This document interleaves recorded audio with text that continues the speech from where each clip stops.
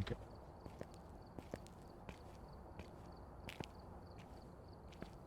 Inglewood Drive.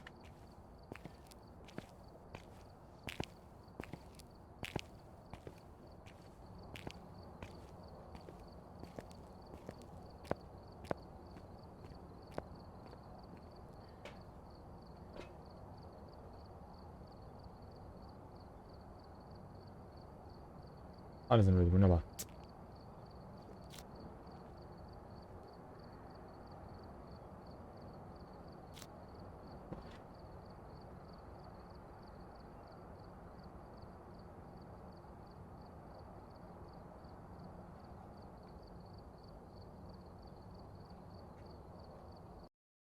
Das haben wir, Kameraden, natürlich kommen zum Phasmophobia. Das heißt tägliche Mobbing.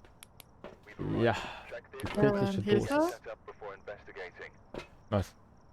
Frage ich meine Taschenlampe nur bei mir so schräg oder? Ja. Also ihr seht sie normal. Jetzt ist schräg. Die ist halt nicht bei dir in der Hand, aber Ja. das ist bei jedem so, glaube ich. Nee, die. Ich halte die eigentlich gerade. Jetzt halt ich die. Jo. Nee, ich wollte Fotoapparat mitnehmen. Kamera. Dots. Oh, und dann ich auch Kamera mit.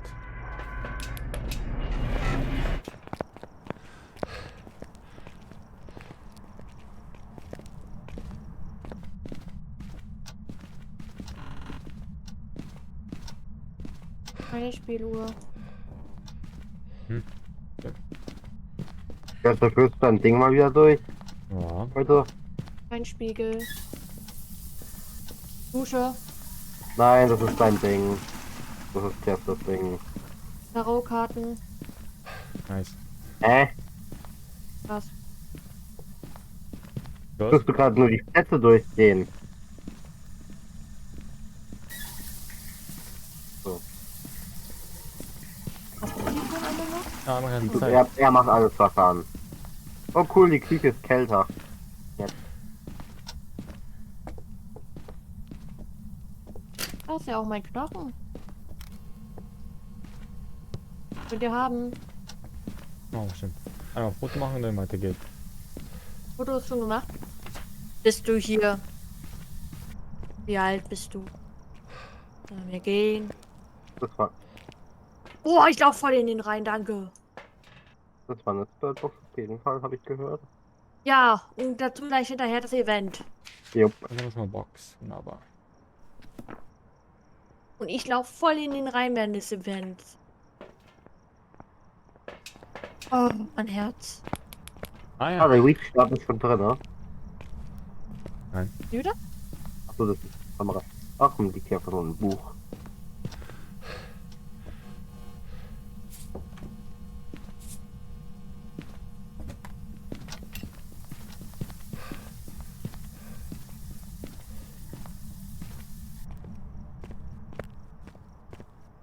Gott. Wunderbar. Ich hab's nicht gesehen, obwohl ich darauf stehe, wie nett. Sogar ein Geist kann doch. Ach nee. Der Geist war ja auch hinter dir. Ja. Die hat wieder so eine wunderschöne Sense. Hm. Sensen. Hm? Einer von den 3 random Modellen aus dem Game.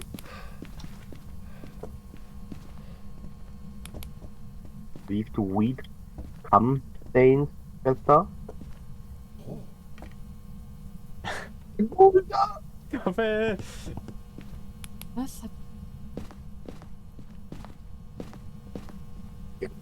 Der Box haben wir ja. Ich glaube, ich vergesse mich mit der Box.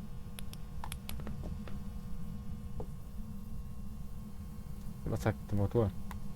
Ja, bist du, wo bist du? Mach die Tür auf, mach die Tür zu. Bist du Mann, bist du Frau, bist du geschwänzt, bist du eine Uni, bist du eine Gin? Mach die Tür auf, mach die Tür zu, mach das Licht an, mach das Licht aus. Ich habe Angst, gruselig, komm, jag mich, werf was, gib uns ein Zeichen, bist du hier? Wie alt bist du? Jung bist du? Wie bist du gestorben? Was machst du mit der Bist du Kartoffel? Mann? Bist du eine Frau? Bist du hier? Bist du dort? Wie alt bist du?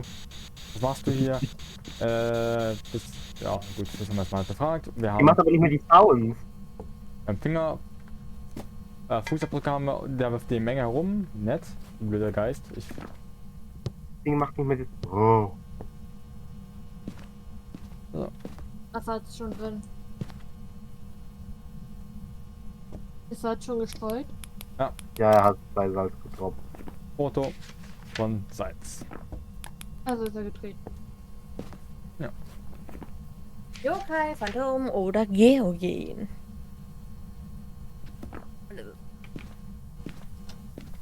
Woher weiß man aber reingetreten ist, aber keinen Abdruck gibt und wenn man hä? Wenn es ein Gespenst ist, tretet der nicht in Salz rein. Also es macht nichts, es wird nicht platt, sag ich mal. Salz. Wenn der Und- Geist aber in Salz rein tretet, Und den Abdruck gibt. es muss nicht unbedingt einen Abdruck geben, aber es muss so eine Art wie ein Fußviolette sein. Dann ist es zertretetes Salz. Wenn es aber weiterhin ein Haufen geblieben ist, dann ist es ein Gespenst. Gott, das könnte ich nie im Leben unterscheiden. Eigentlich ganz leicht. Salz getreten, gibt einen Fußabdruck, dann ist es kein Gespenst. Wenn das nicht passiert, ist es ein Gespenst. Hm. Da kann ich Orb ausstreichen, weil ich sehe kein Örbchen. Aber sehr aktiv. Ich weiß nicht, wo zum Fick ich nach dem EMF 5 suchen soll. Wie lange die er geworfen hat. Kannst du. Aber die haben da auch nur für eine kurze Zeit ein EMF. Ja. Mobb ich mir wieder, okay? Das ist ready, Niklas.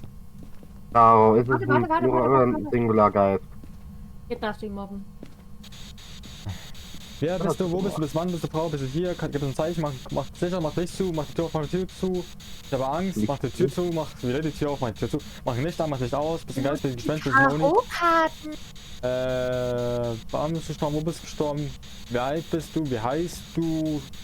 Gib uns ein Zeichen, wirf irgendwas, schrei mal, sprich rein, sprich mal was, schreib ins Buch, nütze das EMF, schreib ins Buch. Gesicht an, machst dich aus, mach die Tür auf, mach die Tür zu. Bitte sagt nein, okay, macht nichts mehr, wunderbar. Heißt Geist. Ich muss mal eure Stimme lauter hören.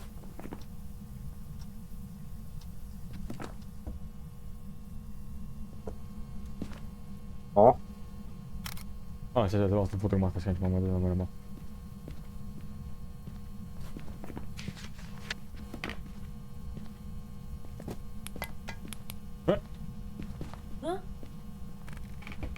Was ist denn? Luft ist schon wieder.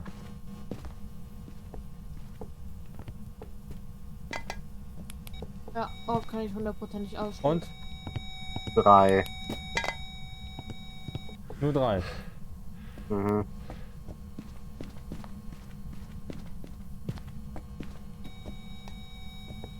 Nur 3. Nur 3 bleibt sie. EMF ist Gespenst, das können wir ausschließen. Komm her, jag mich, du, oder?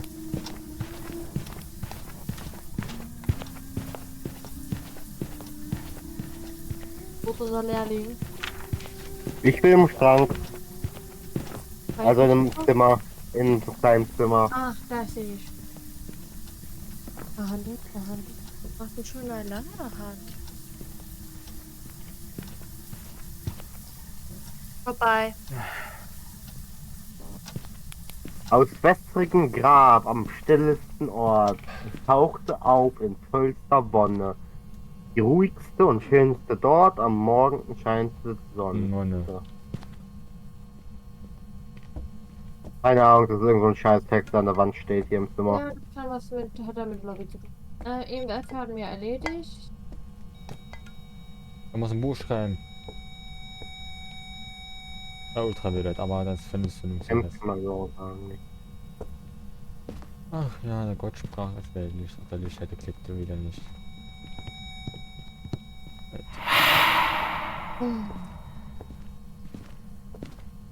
Man hat gesehen, wie da.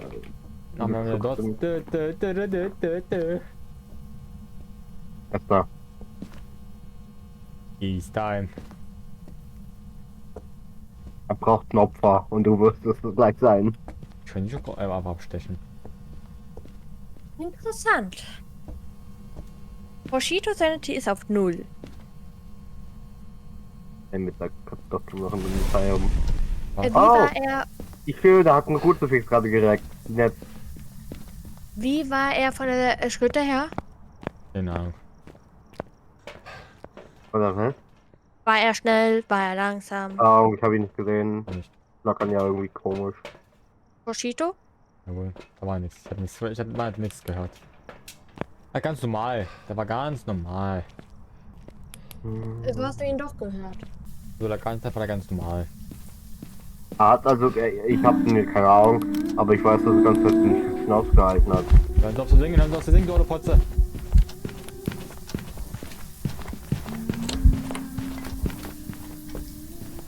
Ah, Hat er dich?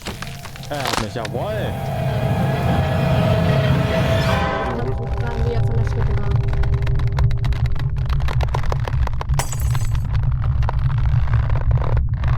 Moschito?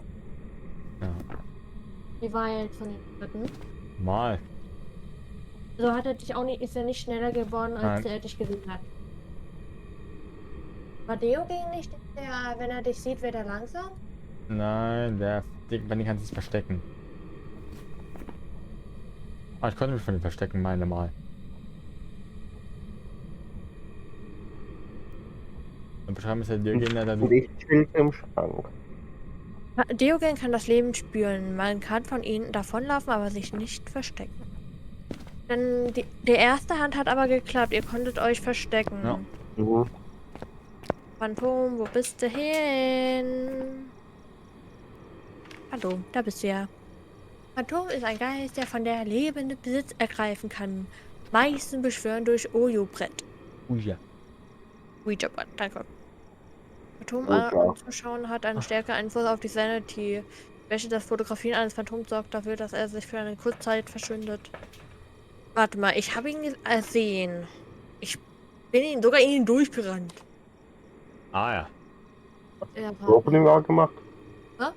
Also war ein Pro von dem gemacht. Nee, ich hatte keine Kamera gerade im Moment. Ich hatte andere Sachen in der Hand. EMF war auf 3 und das EMF ist eh gesperrt. Mhm. Geisti, guck mal bitte ins Geisterbuch. Ich sagte Geisti, weil er tot ist. Der kann dann nicht erkennen, außer da ist ein Licht drauf. Sind die Dots nicht drauf? Nein. Gott war ja mal. Kanonenfutter.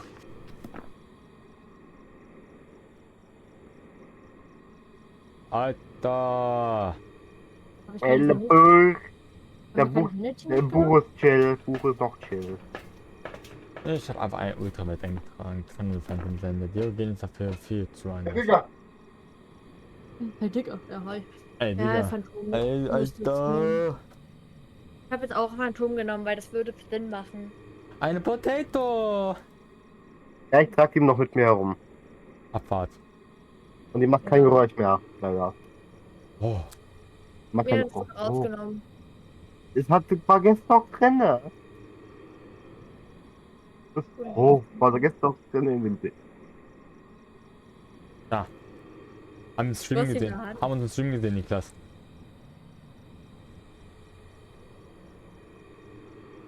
Hi.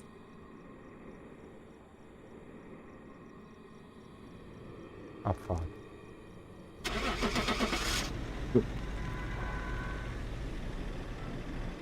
Ich glaube, sollte ein Menü sein noch in der Lobby.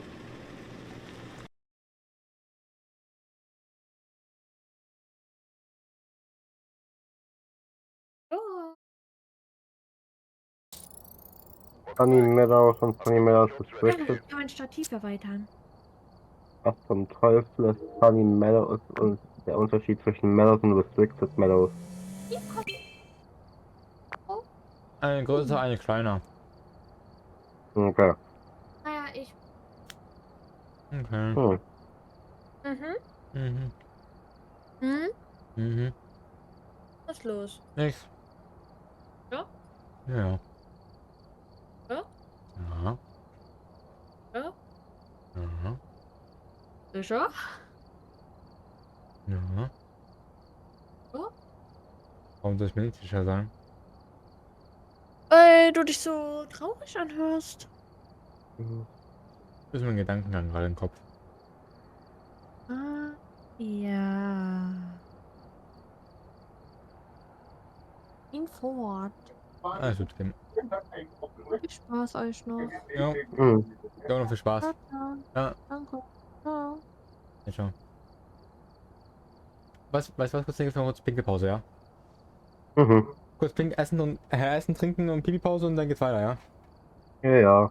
Aber du hast tapfer gekämpft, ich bin stolz auf dich, du hast gut wunderbar gearbeitet, du hast Scheißkarten erwischt.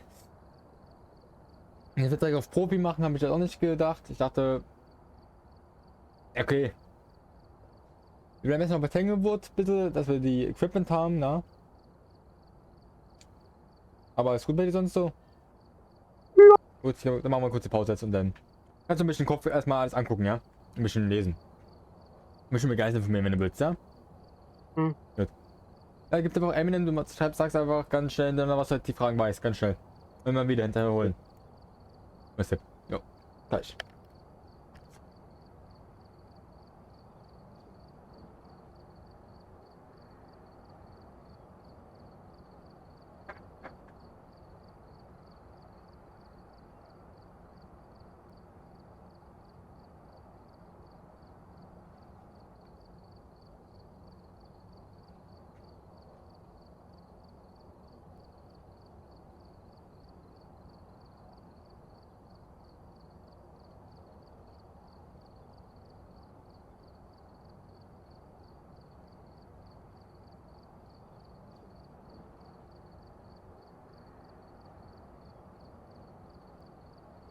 Mhm.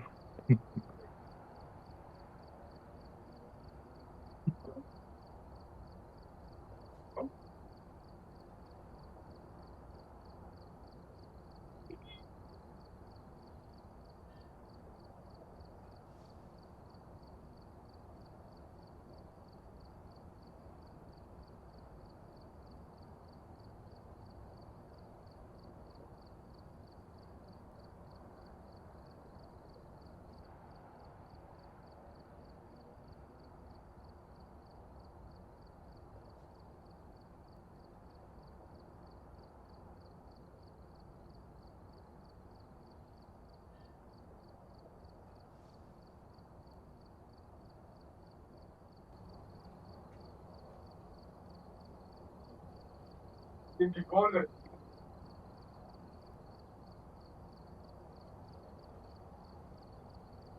Und die Bratpfanne.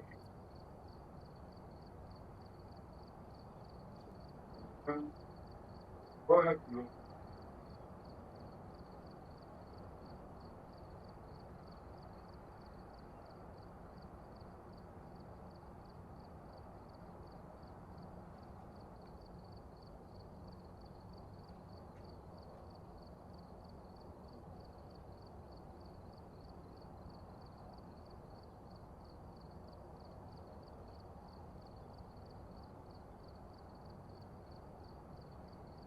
Guys, crack. Au. Ja. Im Training kriegen wir noch hin, keine Sorge.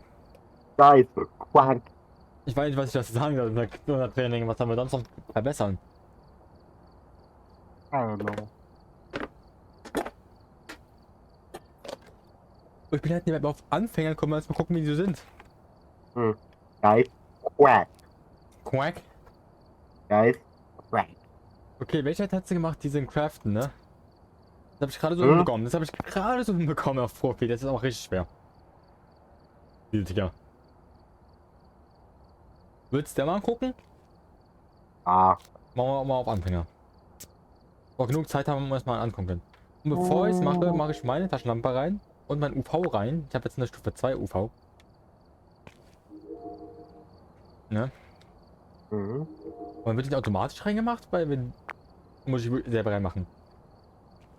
UV und Taschenlampe sind 2. Aber der hat nur einen Strich, also hast du noch eine reingemacht oder was? Also beide haben einen Strich. Beide haben einen Strich? Also UV und Ja. Taschenlampe haben einen Strich beide. Müssen aber Zwei. alle, doch, müssen nicht alle eins haben, dass wir auch davon mehrere haben? Ich meine nur. Auch die guten haben, oder Min? Oder habe ich irgendwas falsch gesehen? Keine Ahnung. Nein, ich habe jetzt schon Halluzination, ne. Ich hab jetzt schon Dementia. UV haben wir Ach, jetzt. Haben wir jetzt, ne? Alles richtig. ich entpacke noch mal kurz mein UV und Co. Nur UV und was haben wir? UV. Die Taschenlampe packe ich mal raus wieder. Da mach ich mal rein, ja. Mhm. 1, 2, 1, 2. Müssen Striche sein. Ja, das haben wir so. Aufnahmen lassen wir mal, das ist wirklich nur für die Prüfung. Die Kamera, brauchen wir noch zu viele? Eine reicht, ne? Mhm. Wir reden nicht erstmal so viel Geld, aber ja.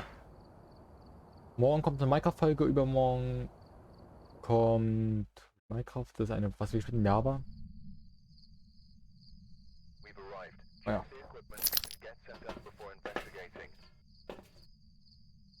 Da.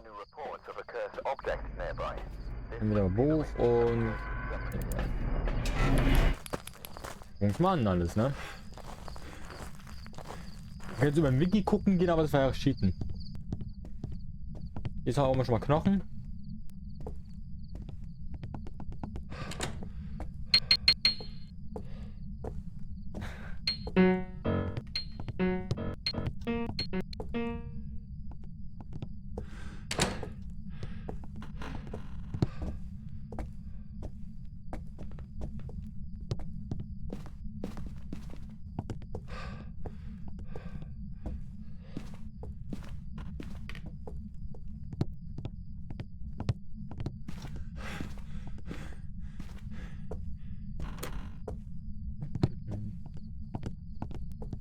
Mal weiter. Ja, mal hoch. Ah, die Familie also, aha. Ich gehe mal in den Keller. Ein Kind. Sind es nur Frauen? Hm? Sind es nur Frauen? Und ein Junge? Mhm. Ich würde sagen, der ist bestimmt adoptiert. Nee, nicht adoptiert, sind das halt Frauen. Ja, doch, wer weiß. Ja, biologisch ist es ja nicht möglich, dass eine Frau mit einer Frau im Baby kommt. Also, biologisch gesehen. Du kannst. Warum ist denn kaputt? Vater. Hm? Warum ist das Spiel jetzt zerbrochen? Ja. Schau, oh, hier ist dreckiges Wasser. Und hier ist kalt. Ja, der letzte Raum, okay, dann machen wir hier, ne? Schöne Sachen, ja. Gib mir ein Zeichen, wo bist du? Angst, Dämonen, Furcht. Schließ die Tür, öffne die Tür, mach. Ja, guck mal, alles mit oben, wenn du noch nicht so gut kannst, mach einfach erstmal Ja, so. ja, die Tür eben angefangen zu schließen. Aber Okay. das heißt nicht Spiritbox für mich. Nee, da muss wirklich dann was sagen. Das kotzt mich an. Weil das heißt ja, ist ja eigentlich irgendwas, wo ich keine Spiritbox rausbekomme, was ja nicht mein Ziel ist. Ah, Ich will eine Spiritbox beim bekommen. provoziert er mit ihm nur. Praktisch gesehen. Gib mir ein Zeichen, schließ die Tür, öffne die Tür. Angst, Furcht, Dämonen, böse, gefährlich, gruselig, Geist, Gespenst. Schließ die Tür, öffne die Tür, mach Licht an, mach Licht aus. Wo bist du? Bist du hier? Gib mir eine Antwort. Gib mir ein Zeichen. Wo bist du? Gib mir ein Zeichen. Wo bist du? Antwort. Schreibe ins Buch, spreche in die Spiritbox, berühre das EMF. Im Buch sind Kritzel. Was hat er im Buch geschrieben? Ja, außer die Textur ist falsch. Ich gucke mir nach, ich hole mal gleich eine Kamera und. Und da ist kein Stift mehr. Mhm. Der Stift ist weg. Was soweit ich weiß nochmal heißt, ich bin Hat geschrieben. reingeschrieben. Ja. Naja. Weil beim Buch war es auch so, wenn der Stift weg ist, ist es drin geschrieben. Mhm. Wo bist du? Gib mir ein Zeichen. Angst, Zeit, gefährlich, gruselig. Ich klopfe am Fenster, klopfe an der Wand, schließ die Tür, öffne die Tür, mach dich an, mach dich aus, schreibe ins Buch, berühre das EMF, spreche in die Spiritbox. Ja, ich glaube, das war gemacht. Ja, was fehlt? Dots, ne?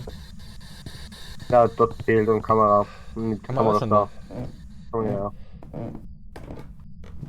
Gruselig, Furcht, schließ die Tür, öffnet die Tür, macht Licht an, macht Licht aus, berührt EMF, berühre die Tür, berühre die Spiritbox, spreche in die Spiritbox, mach Licht auf, zu, schließ Mach Tür, Licht zu. öffnet Tür, der hat vorhin auch gesagt. Ja, ich habe irgendwas gelabert. Das ist Ich habe ungeregelt. Angst, Dämon, böse, Furcht, bist du ein Dämon, bist du ein Gespenst, bist du ein Spirit, bist du ein Yokai, bist du ein Oni, bist du ein Phantom, bist du irgendwas? Ich bin ein Puppel. Bist du böse? Bist du gut? Willst du, dass wir gehen? Willst du, dass wir bleiben? Wenn du willst, dass wir gehen, schließ die Tür. Ja, ob das funktioniert. Sehr cool. Der jemand dann? Berühre das EMF. Oh, oh, oh, oh, oh. Oh, 4. Ich halte es mal fest, ja. Ja, auch wenn du die Hand hältst. 4. Oh, weiter. Geht noch 4. Okay. Das ist wert. Berühre das EMF mehr. Ah, Wo bist du? ich kann auch gucken, ob wir das Objekt finden, ne? Das Ding müsste eigentlich oben liegen. Ich habe unten nichts gesehen. Was ist los? Guck mal. Das war kein Gespenst, das Ding, aber guck mal. Mach mal Licht aus. Die Bedrohung Toothpaste, Junge. Wo bist du? Das ist Wann Uran, bist du oder? gestorben? Ja. Wann bist du gestorben? Wo bist du gestorben? Wieso bist du gestorben? Wann bist du gestorben? Mach Licht auf, mach Licht zu. Tür auf, zu. Bitte schließ die Tür. Bitte spreche in die Türbox. Berühre das EMF. Berühre die Tür. Laufe durch die Dots. Berühre das EMF. Weil was sonst? Kopf vom Weil Fenster. das Schrei, bitte. Also, Schrei.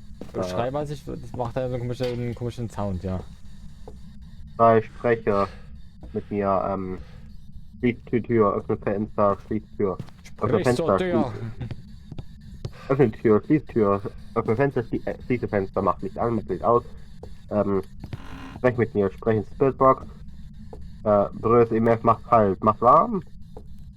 Keine Ahnung. Wir kommen nicht. Das Objekt auch nicht. Gibt es immer einen. Ja. Ich war davon noch nie überzeugt, dass es immer einen gibt. Ich weiß, dass es irgendwie einen Keller gibt. Repair. Repair. Keine Ahnung.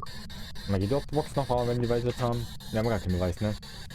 Ah, Wir haben ein Buch. ja. Stimmt. Also ich habe gerade wirklich den besten Versuch mit der Spiritbox. Ich bekomme nichts. Jetzt sehen wir es wieder. Wieder hoch. Da manchmal gefriert. Bist du hier?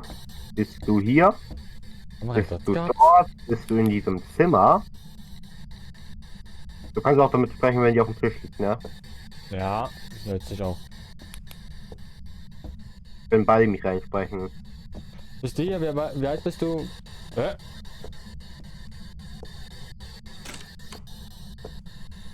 Oh!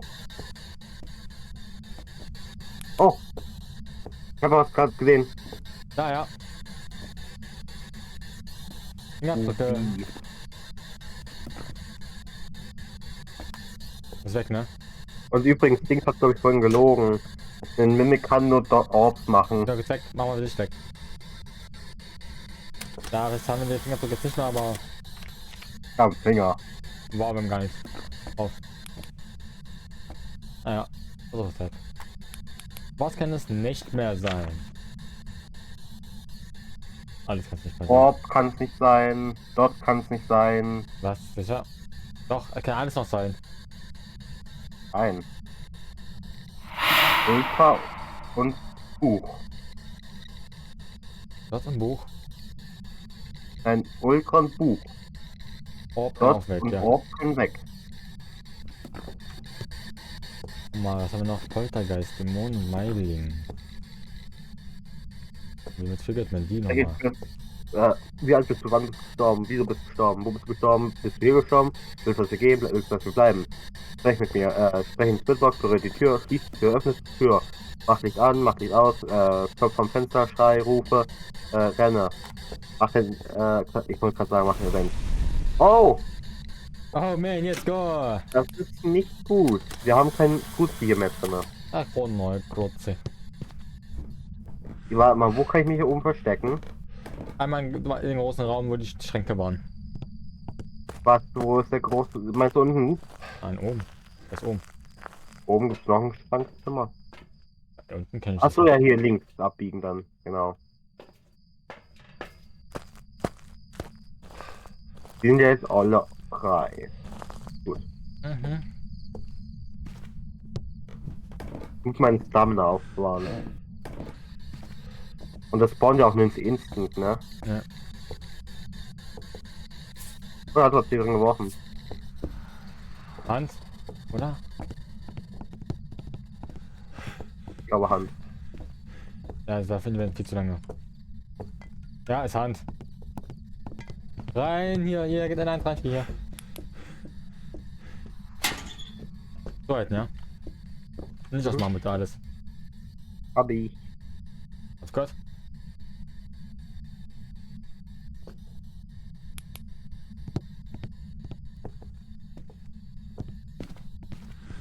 Corona.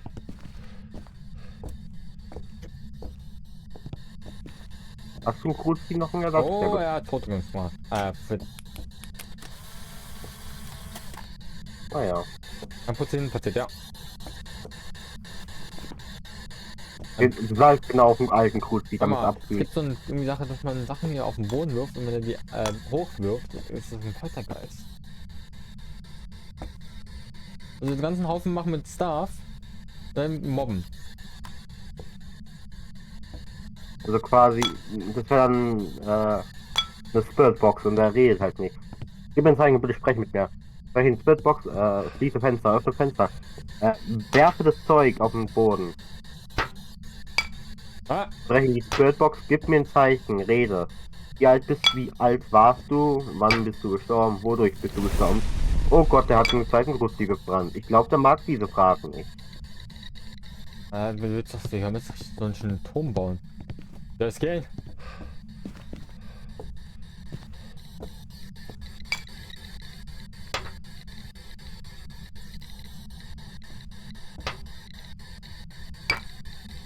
Ist hier, warte mal, ich sag mal.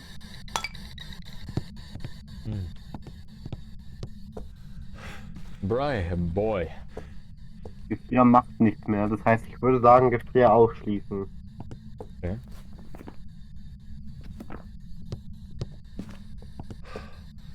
Beer.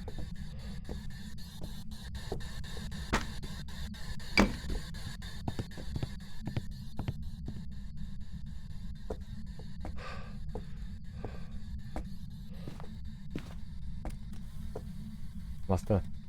Und hilft von einem anderen Abtritt. Okay. Alles gut, alles gut. Das wäre gut. Hand? Jo.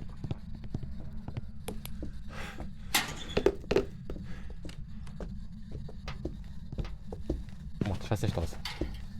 Beat.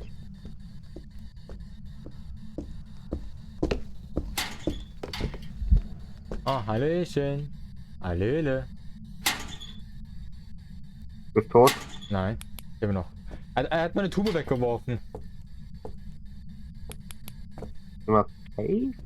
Was war das Oh, Timon? Hä? Was war das Oh? War es wegen Phasmophobia? War es wegen den Geist? Oder war es den wundervollen Schrankrendezvous?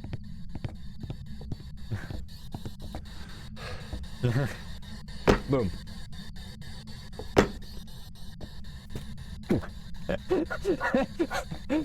Vater. Ja, wegen dir. Oh. Oh mein Gott. Ah, wie nett. Es ist schön. Ein Oh zurück.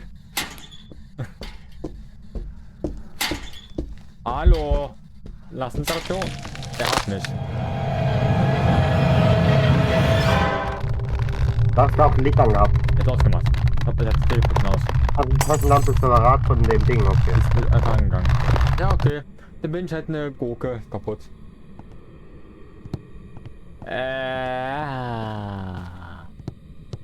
Und auf Anfänger.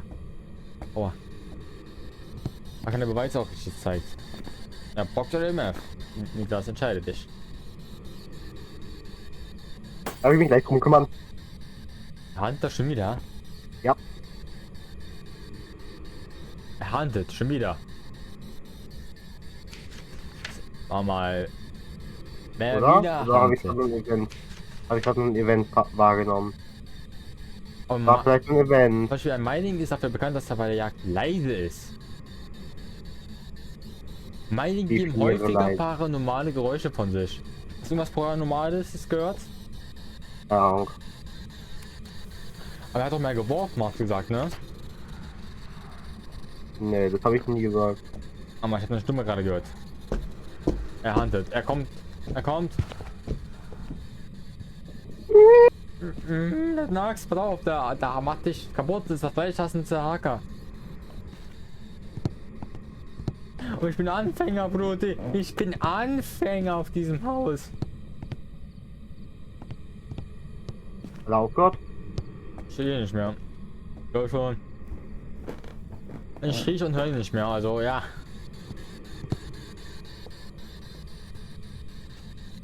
Er hat einfach den Taliban geworfen. Das ist ja mein.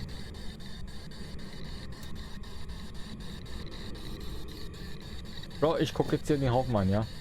Nein, ich gucke den Haufen an. Haufen Scheiße. Ein Oh, Kakao. mein Fleisch auf 0. Okay.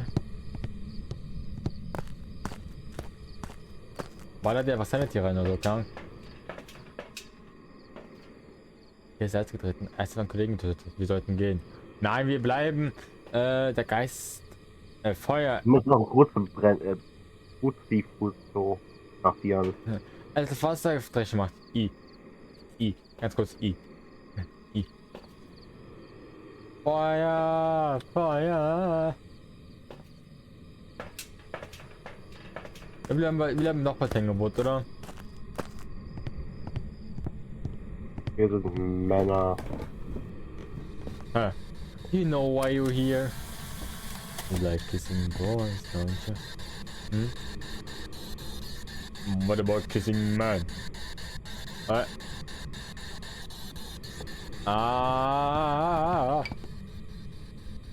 funktioniert Phasmophobia jetzt eigentlich auf Spielaufnahme, weil es hat durch ein Spiel müsste funktionieren. Ich weiß gar nicht, ob es wirklich. Ich bezweifle, ich bin nicht sicher mit EMF noch Spiritbox. Meinen Spiritbox habe ich halt nie als rausbekommen. Also ich gesagt, nie was gesagt, ne? Nein. Und EMF weiß ich nicht. Aber ich bin trotzdem bereit mal zu sagen, Meiling. Ich würde Meining sagen. Ja. Okay, ich komme, Mama, ich bin jetzt im gleichen Band, bin drinnen. Auch von ein paar Eigner will dann bei so einem Poltergeist. Ich habe es eingefangen, aber wenn er viel wirft. Aber für Anfänger, also wir sollten jetzt nicht so gleich behindert sein, ja. Es war Meiling. Ich würde sogar mitgehen sogar. Zumindest klang das im März vorhin relativ hoch. Oh Mining, gut. Der Timon war auch auf deiner Seite mit EMF. Ja, ich war von anderen Verhalten halt Poltergeist, weil er viel wirft. Das war nicht viel ungefähr, was er geworfen hat, wirklich. Gut. So, welches wird es jetzt sein? Was hat sie noch gemacht? Die hat dies ein Camp gemacht, ne? Ja. Okay. Maple Lodge. Wir machen jetzt gerade, wir hatten vor Offstream eine Prüfung gemacht. Wo ich gerade nie mehr reingeschissen habe. So eine Geisterprüfung halt, da haben wir geguckt halt, wie gut kommt eine Geister klar. Ja, ist jetzt nicht so wichtig. Taschenlampe haben wir nur noch eine. Na, Hast du keine Moneten mehr? du musst die rausmachen, oder habe ich reingemacht? Was hast du reingemacht? Aber, okay, aber heute reicht eine, ne? Mhm. Sonst haben wir alles. Sanity. Oh nein, nicht Maple Lodge. Oh doch, das hat hier Wolfi bei Ihnen als Prüfungsort gemacht. Ja, das Oh, war relativ chillig, sogar auf Profi, weil es ein, aber das war doch, wie im Leben war das bitte ein wir machen es nur Morol. einmal jetzt, ja, weil ich mag die Welt auch nicht. Ich mag an sich die Camps nicht. Ich mochte nicht das. Da gibt es, dass du nicht die Meadows machst. Wir können da mal reingehen auf Anfänger und kannst du mal angucken, ja? Oh, ich weiß jetzt, das Ding so in meinte mit der Taschenlampe. Was? Ah, jetzt habe ich gefixt. Muss einfach so Ja, wir wechseln. gucken auch mal Tiny Meadows Restricted an. Nochmal Tiny Meadows, die machen, wenn halt verkacken halt, dass du halt mal siehst einfach nur noch, ne? Wie überdimensional diese Welten sind. Hm? Das Ding hat sich bewegt von vorhin. Okay. Also es gibt mehrere Eingänge hier, cool. Ja. Tiny Meadows ohne Restricted auf Profi ganz köstlich, ja, ja. Dann ist unser Lehrling hier gleich tot. Haben Sie es bald mit den Folien? Danke. Folien. Die Folien. Wobei in letzter Zeit lasse ich mir die Camps schmecken. Da übe ich immer ein bisschen Bug-Use. Ah ja. Ja, nee, wir machen jetzt keinen Bug-Use. Das soll er noch nicht lernen. Er soll erstmal die Geisterarten schnell kennenlernen. Also wie man schnell erforscht und die Maps. Muss auch erstmal reinkommen, also ist uns beide gutes Training. Hier, wo das Feld schon offen war. Hier ist also. Ja, oh, Mhm. 5, immer 5. Hat mir kurz gehabt, ja. Wo bist du? Bist du hier? Schließt Schön auf so ein öffnet kleines Feld draufspringen und alles ist gut. Oh, Billbox. Eine Box. Immer hoch gleich für Kamera ist, ja. Das war jetzt Glückssache. Orb könnte Gerade. nicht mehr sein. Violett kann es nicht mehr sein. Da müssen wir. Was kann es nicht mehr? Orb kann es nicht mehr sein und Violett. Orb und jetzt. Hast du mit Bowling gespielt? Ja, hat er. Nachgame. Hast du schon von Arbeitsways gehört? Was? Es gibt ein neues Nachgame namens Arbeitsways. Das ist voll gut. Wie viel kostet es? Das ist ein kostenloses Game Girls Game. Und das ist High Quality. Man kann auf keine Set springen. Ja, dann bist du auch safe. Worauf? Auf ein Set springen. Auf ein kleines. Achso.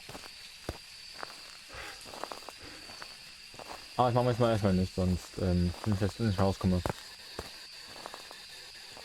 Sonst bin ich Donnerstag. Donnerstag! So schön, das ist aufbauen hier.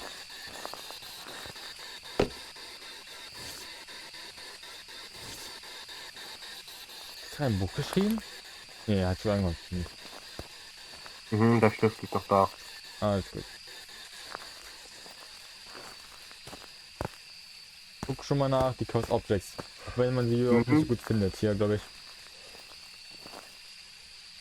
Banes. Baseballschläger. Holy moly. Steigst du auch Temperatur, dann kann ja auch noch gefriert werden. Ja, ja. Ich schau gerade. Das Ding geht aber lange wieder hoch. Geht hoch. Ja, ganz langsam. Und dann Aber, wieder runtergehen gleich. aber bei Anfänger geht gar nicht. Das ist nicht hochgehen, wenn der Geist da ist.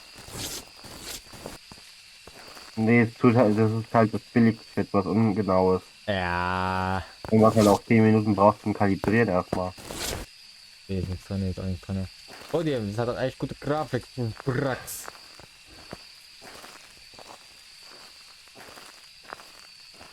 Oh, wir haben ordentlich viel Banes. Bang. Viele fucking Banes. What the fuck? Oh, wir haben noch eine Minute bevor er verbrannt ist. Überhaupt was Böses macht er.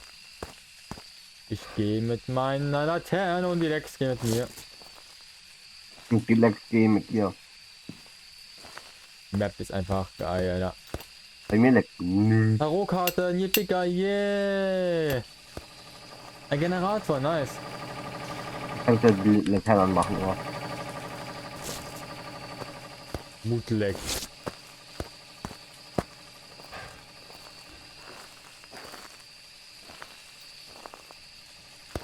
Egal. Ich soll also ziehen, sagst du?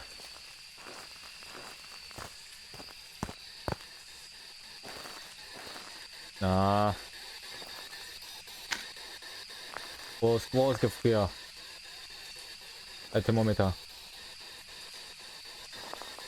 Da. Noch über 0. Noch viel, weit über 0. Oh, die Vase wäre auch. Oh, das hat gerade Finger gemacht. Was? Finger angemacht. Ey, ich kann Bohnen machen.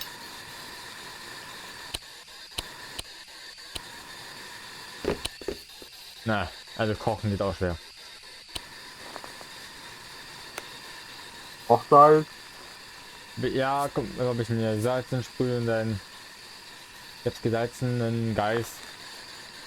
Haut die Ghost.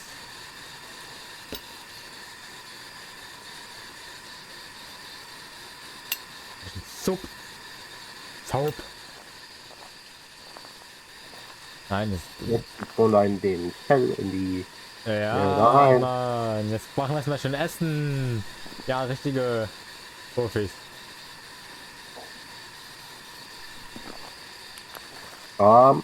Jetzt man sagen. Komm. Komm da ans Gehen mit uns. Oh, es ist schön hier, ey. Wie damit nicht verstanden. Auch wenn das Salz nicht gut ins Side geplaced ist, könnte man trotzdem von einem Gespenst Dots ausgehen. Warum die Dots überhaupt? Aber ja, wir schreiben hier hin. Ja, 7 dort. Dots. Nicht nur Dots. Ja, den Dots. Irgendwo. Die Dot liegt hier auf dem Tisch. Wisch. Ja, hallo? Oi, oi. Was mehr? Ja, wir haben Dots. Spence. Abfahrt. Ich hab... Darum wird es nicht ins Wald treten. Ja. Guck mal, es kriegen so schon Tipps von dem guten Profi hier. Siehst du? Ah, es wird Wolfi niemals erfahren. Es wird nur unter uns bleiben. Na, wird er natürlich die Männer. Out cut im Stream, be like. Die wird nicht im Stream sein. Das haben wir als Aufgaben. Willst du? Erreiche, Durchschnitt, stelle die Anwendung Bewegungssensors fest. Also das mit 20 können wir machen mit diese Karten. Das kriegen wir schnell hin. Soll ich kurz einen Bewegungssensor aufbauen? Ich hab vorhin überall jetzt einfach wieder auf. Aber wir sagen jede Map mal so einmal auf Anfang, dass du die lernst. Einfach mal anguckst, ne? Du wirst bestimmt mal gucken, wie Zentimeter das aussieht, oder? So. Na, auf einem Finger. Ob auf Profis ist noch. Na, nee. Then you're dead, man. Nee, Goofy are dead. Warum endet das Ding einfach nur hier? Ja. Du bist ja natürlich in der Mitte so. Ja, passt, ne? Wir haben eine X. Ungefähr. Als X-markierte Stelle. Wollen wir mit Tarotkarten ziehen? Du, klar. Ich brauche, wenn du mit großen Pixel passt, ist dann gerne. Dann wird mal kurz im Haus. Leben wir im Van eigentlich, theoretisch? Wie? Leben wir im Van? So, Keine Ahnung. kommst du drauf? Haben wir nur ein bisschen. Oh, ich habe gerade Pipi gehört. Pipi? Ja, Dings. Brudi, ich möchte Kruzifix in Sensor. meinem Zimmer hier. Ja, Bewegungssensor auf jeden Fall erlitten. Karten anzuziehen. Der Teufel. Oh. Komm. Komm. Hier ist ein Kruzifix. Ja. Oder 2. Er ist nicht gespawnt.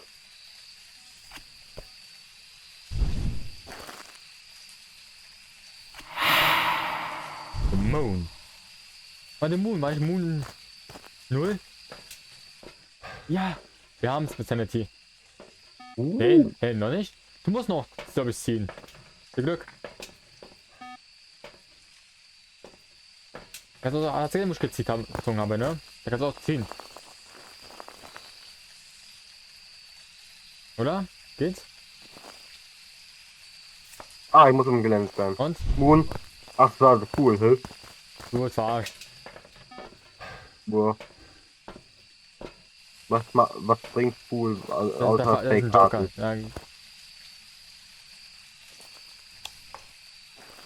Das dann noch ein Pool. Zahn wir für nochmal. Was ist jetzt? Wheel of Fortune. Und nochmal. The Wheel of Fortune.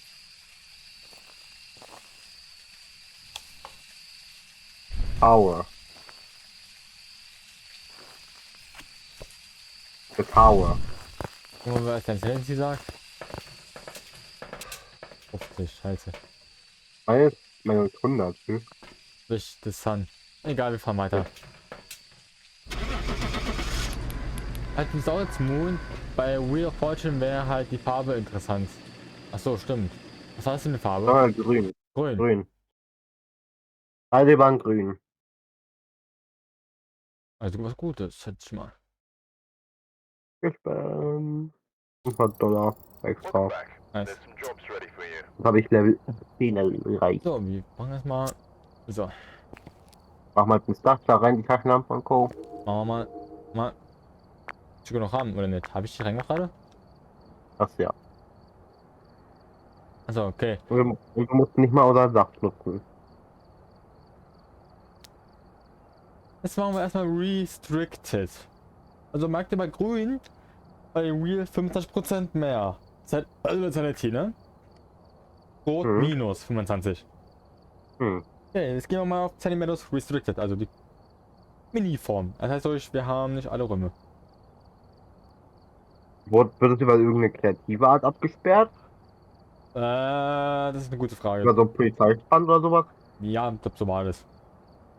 Crash. Muss ich euch ja sehen, ich weiß auch nicht mehr. Ich war sehr selten drauf, oder? Einmal, ja. Oh, kein Sound. Oh, die Map ist 3D. Oder gefärbt. Oh, das ist die große Map, keine Ahnung. Das ist so. Ist nur ein. Das ist der Keller. Das ist das Gebäude. Ihr werdet ja gleich sehen. Das wird groß. Besondere Keys. Andere Modell für Keys. Ja, wir noch ein Irrenhaus setzen. Da gehören wir beide perfekt rein. So, such dir schon mal dein ganzes Tool raus. Hast du schon? Habe ich schon immer. Jetzt kannst du komm mal von außen an. Erstmal. Ah ja, das habe ich schon mal gesehen. Das meinte ich mal, als das wurde umbearbeitet, damit es noch creepier ist. Ob Restrict war wirklich, dass du nicht überall rein kannst. Ja. Ich schätze mal, Restricted wurde so gemacht, als wäre das komplett verlassen gewesen und normal wäre halt nicht verlassen. Keine Ahnung, ich hab. Wird's wirklich Oh Gott, ich muss auf Thermo noch achten, stimmt. Hm? Ich muss auf Thermo ja noch achten. Danke. Das fährt aber gerade noch hoch, glaube ich. Was? Thermo fährt noch hoch auf 20. Jo, was haben wir hier? Oh Gott. Mal kurz nur. Oh, und jetzt, nee, jetzt kann ich genutzt Ich werden. habe gerade Dings bekommen, Passbild für den Schülerausweis. Mann. Das kriege ich auch jetzt. So, gucken wir mal alles durch, ne? Alle Räume. Ein Raum, wenn ob das hier ein partiges Ding ist, der ist voll mit Blut. Oh, cool. Ich darf auch ein Stream zeigen, ja. Weil ich spiele auch eher auf Erwachsenen eingestellt, ist ja auf Twitch. Weil, ja, Geister halt, ne? Oh, Tür. Welcher? Ich glaube, die kannst du sogar auch schwerer verstecken, weil hier kennt gar keine Verstecke. Hinter Händen, Hans Dach, weil eigentlich nur. Wir wollten eigentlich nur, um zu zeigen, dass du ein bisschen so anguckst. Die wird es bestimmt irgendwann mal Mal, das sehen. ist jetzt mal, ich hab dich mal verschlossen. Das ist ein Raum, wo wir rein könnten. Hier war Das ein sind alles Raum. das ist über alles kreative Arten Ja. festgeschlossen. Man kann nur bestimmte Räume, sag mal, Oh, betreten. oh, ich sehe, welchen Raum du meinst. Nicht den. Das ist noch einer. Noch die Gummizelle, die so voll Blut war? Die Schaumstoffwände. Man hat auch Gummizelle, ja. Also ich glaube, das ist nur dieser Bereich, den wir besuchen können, ja. Anderes die große. Hi. Ja, also das wurde einfach gemacht dadurch, dass es verlassen ist. Cool. Ja. Wartezimmer? Fragezeichen. Ja, Warum? es war jetzt mal. Gummizelle mit UV reingehen unter blutigen Raum ist, glaube ich, leider abgesperrt, ja. Ja, der ist abgesperrt in Restricted. Kann ich mir aus einer geschichtartigen Sicht vorstellen sogar. Ich bekomme noch keine Temp. Ja, wir können auch mal auf die unrestricted machen, also ohne hier dieses restricted, ne? Also bevor verlassen wurde. Da ist auch nichts dran, ich finde nichts. Wir können, glaube ich, bei hier erstmal lange dauern, das ist ein großes Gebäude. Wir haben einen Geh Raum noch mal. übersehen. Ja, ich wollte gerade sagen, ich gehe nochmal runter. Ah, die Gummizelle ist geil. Die Leute mit ich habe mich Liebjacke, ne? Oh, hier haben wir einen Powergenerator. Ja. Altmodisch Habe noch. ich den jetzt ausgemacht? Kannst einfach testen. Da sind irgendwo Lampen, Schalter, glaube ich, dafür. Ah ja, hier. Das Problem ist, wenn er Hand ist, wo gehen wir hin, ne? Oh! Was? Warte mal. Ja, muss ein bisschen tiefer jetzt. Rules for Nurses. Für Non? Nee, Nurses waren Krankenschwestern, ne? Mhm. Nun waren Und dann. dann, Even Nun. Ah ne, Blut ist frei, wie es aussieht, aber Gummizelle nicht. Maybe, naja, müsst ihr mal schauen. Ich bin gerade voll verwirrt. Ja, es ist restricted. Oder warte mal, hier geht's weiter. oh! Okay, diesen Tatteil kenne ich gar nicht. Den kenne ich aber nicht. Ein Anmerk, kein Zeichen. Gummizelle wäre vorn gewesen. Da war die Tür, okay. Ein Zeichen. Ah, okay, das ist Stop. Tja. Und? Lightwork, no reaction. No reaction. Lightwork, no reaction. Noch ein. Lightwork, no reaction. Nimm mal mit, Oh, nimm cool. mal mit, nimm mal mit. Einfach so. Nimm mit, Hand mit und eine Fortsätze. Dann nur zum Run hier. Wir gucken alles, ne? No reaction. Oh. Lightwork, no reaction.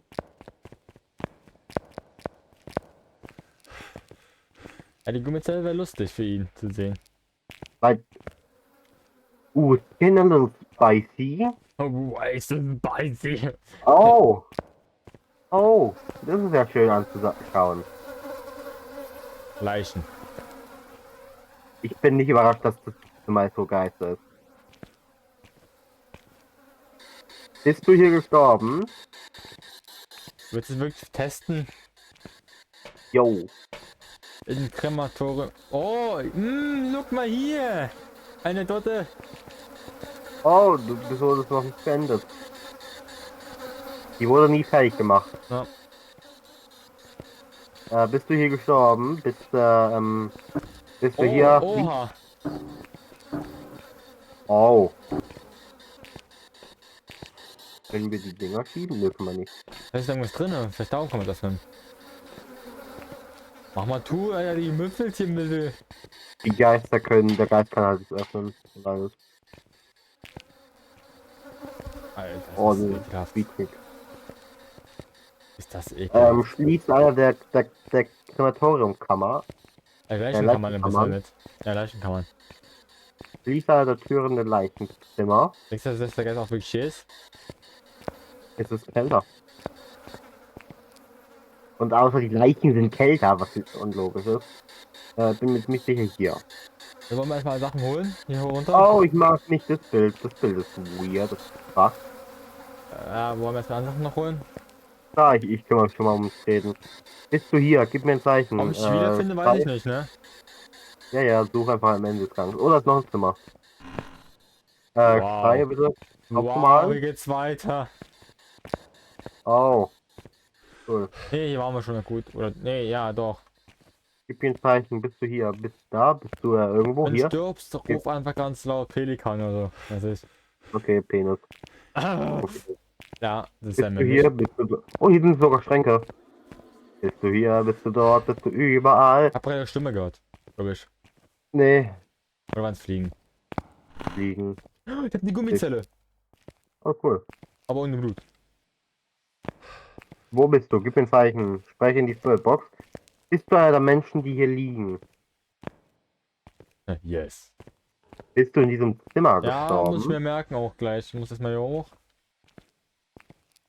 Ich weiß, früher war sie noch mit Blut, aber ich glaube, oder es ist Blut nur in die andere Version. Bist, bist du ein Dämon? Bist du ein Gespenst? Bist du ein Geist? Bist du ein Spirit? Schreibe ins Buch. Spreche Blut in die ist in die Spiritbox. abgesperrte Richtung. Okay. Schreibe ins Buch. Jetzt. Sofort. Bevor ich mal mit, nehme ich Kamera mit. Ja, Und restricted ist mit Polizeischwertband. ist es? Ich Wenn hab kein außerhalb, Polizei gesehen. außerhalb. Achso. Wir dürfen mehr rein, weil wir ja Ghost Inspectors sind. Und in Amerika geht es als Job. Also, Ah ja. weil Amerikaner sehr gläubig sind an Geister, wenn es darum geht. Nicht alle. Aber dort ist es schon mal geiler als in Deutschland. In Deutschland wirst du als Euro verkauft. Oh, du kannst noch die Dinger lesen, die Zettel, die hier liegen. Oh mein Gott. Also Wünschezettel. Ach Ich du wünsche heilige mir, Scheiße. Du wirst nicht wissen, was in der Gummizelle abgeht hier. Alter. ich wünsche mir Sonnenaufgang, ich wünsche mir Schnee. Ich wünsche mir Regen. Gott. Ich wünsche mir klaren Himmel. Ich wünsche mir Nebel. Klarer Himmel? Ich wünsche mir klaren Himmel. Ich wünsche mir Nebel. Scheiße. Ich wünsche mir Schnee. Ich wünsche Sonnenaufgang. Ich mag nicht, wie die sich Die Hand quasi ist irgendwo. Uzi. Ich hab gerade hier die. Oh. Könnte auch ein Dings gewesen sein, aber hier ist nichts gespawnt. Genau, die Fliegen sein immer noch.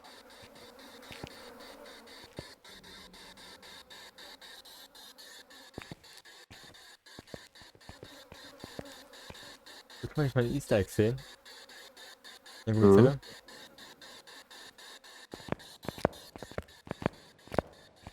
5 Sterne ist gleich da.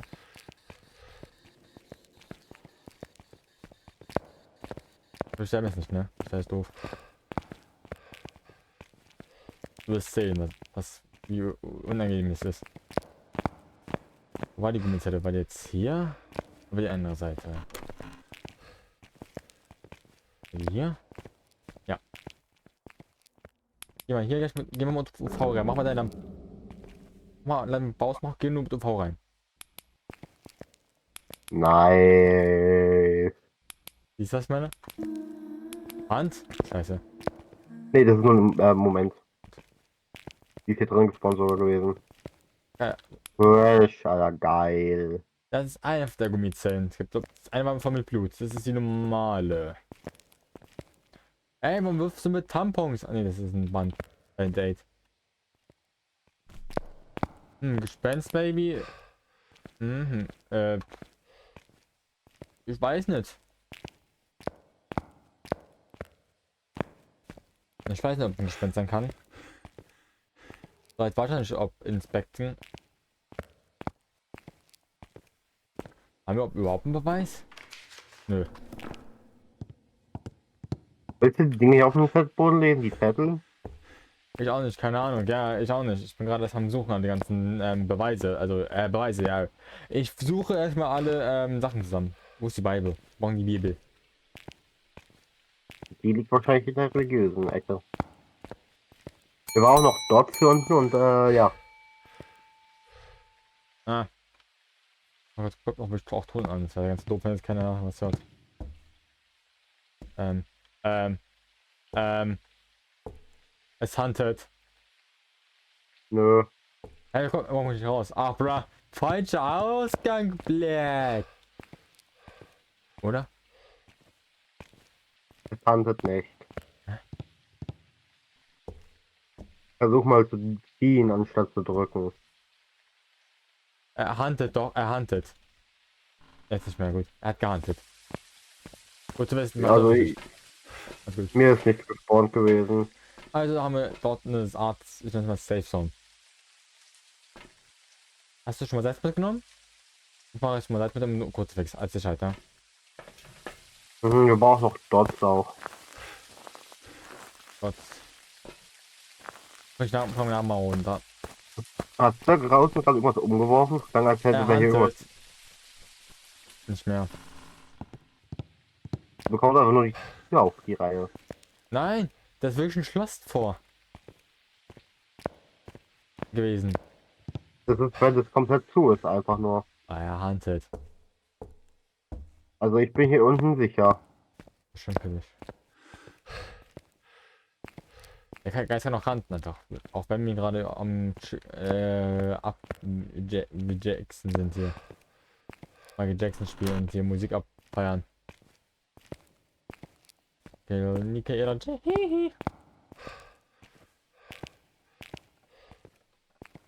Schön noch. Auch gerade gehört? Was? Das komische Geistergeräusch. Nö.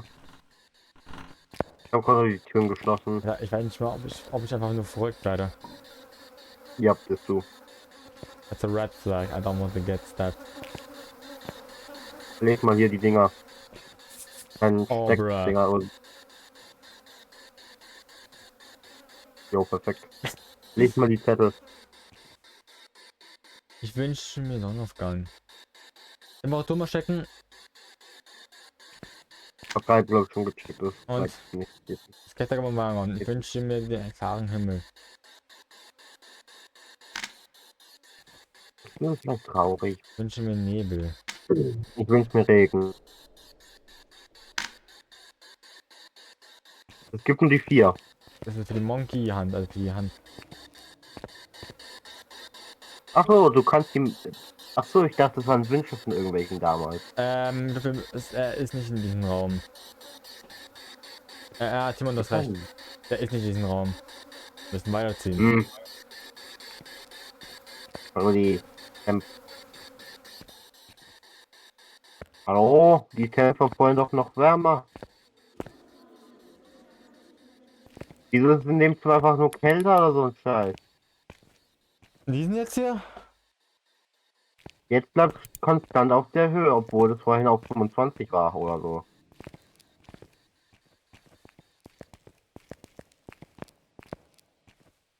Hm. Aber ich habe einen Ortstesten, wo wir noch nicht waren.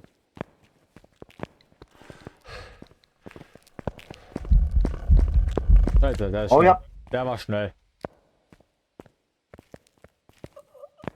ich habe jetzt eine Vermutung, wo er spawnt. Oh, Gummizelle? Ja, weil dort ja auch ein Geist drin war.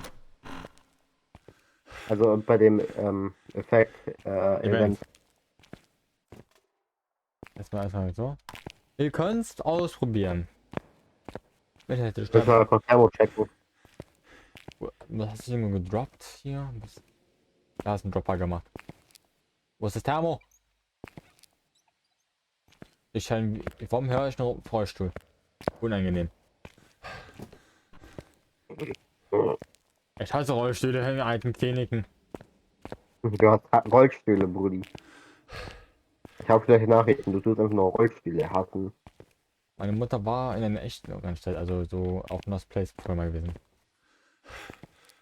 Links von dir war er im ersten Raum nach der Tür.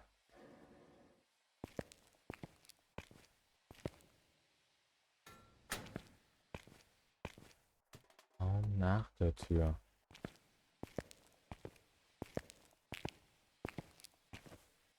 Ja. Und den Principal-Ding hier.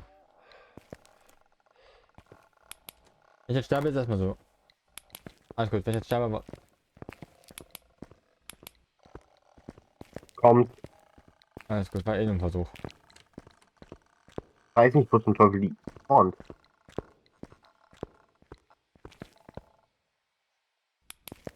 Andere Richtung ein Minen. Die ist von der Gummizelle, also du weit geradeaus, rechts. In der kleinen Einkerbung hier. Ja, In der Gummizelle. Zimmer. hat man jetzt. Komm zurück.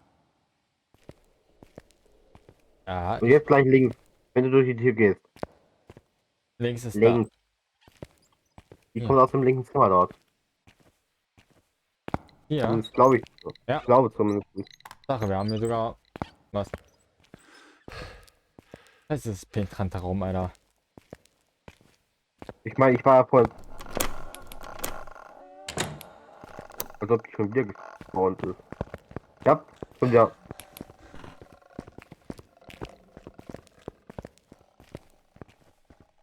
Die ist auch. Ihr rennt. Ich glaube ja. Ich habe einen Run gehört. Ich glaube ja. Wait. Raichu oder Hantu? Maybe eher Raichu.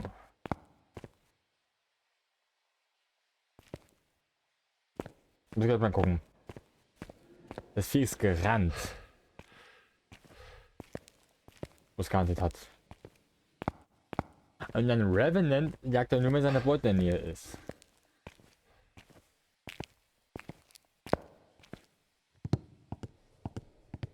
Schau doch mal an, Mama. Schon wieder da. Macht er? Und schon wieder. Und er kommt schon wieder. Mhm. Schon wieder.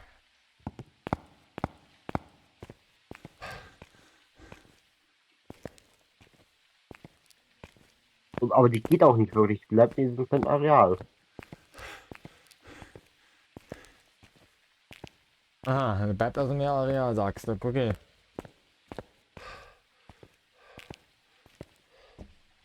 Jetzt gehen? Ja.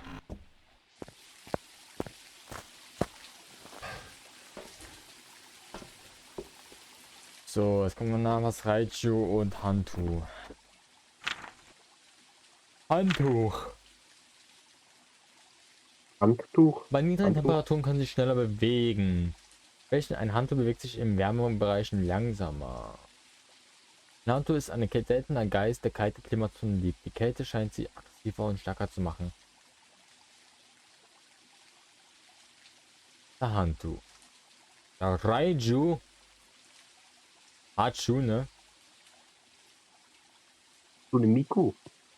Der Hatsune Miku. Weiß doch gestern Birdbox und dann 19. Hebel. Ein Raiju kann elektronischen Geräte in der Strom entziehen, wodurch er sich schneller bewegt. Raiju stören ständig elektronische Geräte, sodass sie bei Angriffen leichter aufzuspüren sind.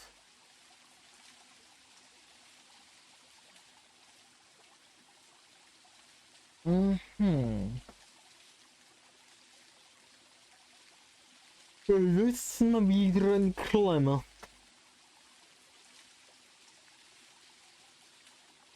Ja. Yeah. Der eine frisst Strom und braucht viel Strom Viecher, um halt ihn zu mobben. Hm. Und der andere mag Wärme nicht, aber Kälte leer. Wie warm war es eigentlich in der Gummizelle? Keine Ahnung. Aber, also ich gamble mal auf Raiju. All in, alles auf Rot. Also machen wir Raiju, ne? Ready, Niklas? Raiju, ja? Claro. Mal, was brauchen wir alles für den Reilu? EMF, Orb, Dots. EMF, Orb und... Ist, ja, hör mal nicht auf mich, dann ist es falsch und ich bin dann schuld. Nö. Ich lebe wenigstens dann. Ich will nicht sterben. Und wir glauben an die Community, also Abfahrt. Mhm. Wir glauben die Leute aus dem Chat, auch wenn es vielleicht falsch sein kann.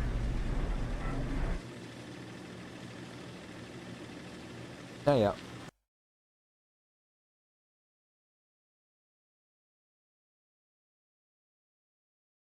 War Raju.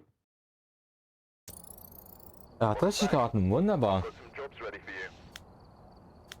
Respekt. Ich glaube, wir gehen nicht mehr aufs Handy mehr los, oder willst du unbedingt noch mal hin? Nö. Oder ist auf der Highschool? Girls. Girls. Okay. Nicht, das möchte Highschool Girls sehen. Das klingt weird. I'm just saying, man. Hast du anderen Stuff noch oder hast du nicht mehr genug Geld? Ich kann mir noch alles kaufen. Jo, ja, mach mal. Yeah. Company, Samba. Company, Samba. Company. Oh. Na, hör mal. Ah, Ah, ja. ah, ja. Ah, la. Na, ach, du bist schon fertig. Sag mir doch gleich Bescheid. Achte auf entfernte Geräusche. Braunstein School. Geschlossen aufgrund natürlicher Tode. Ist diese Schule schon jahrzehntelang verlassen. Ich glaube, da waren mehr Amokläufe als,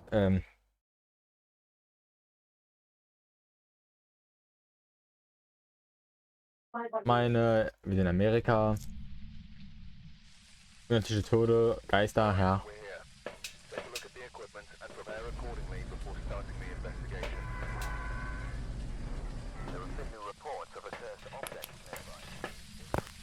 Geil Highschool, ne?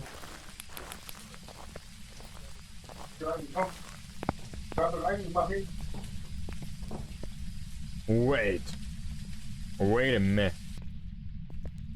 Girls swimming, boys football, boys basketball, girls water polo, Was? volleyball.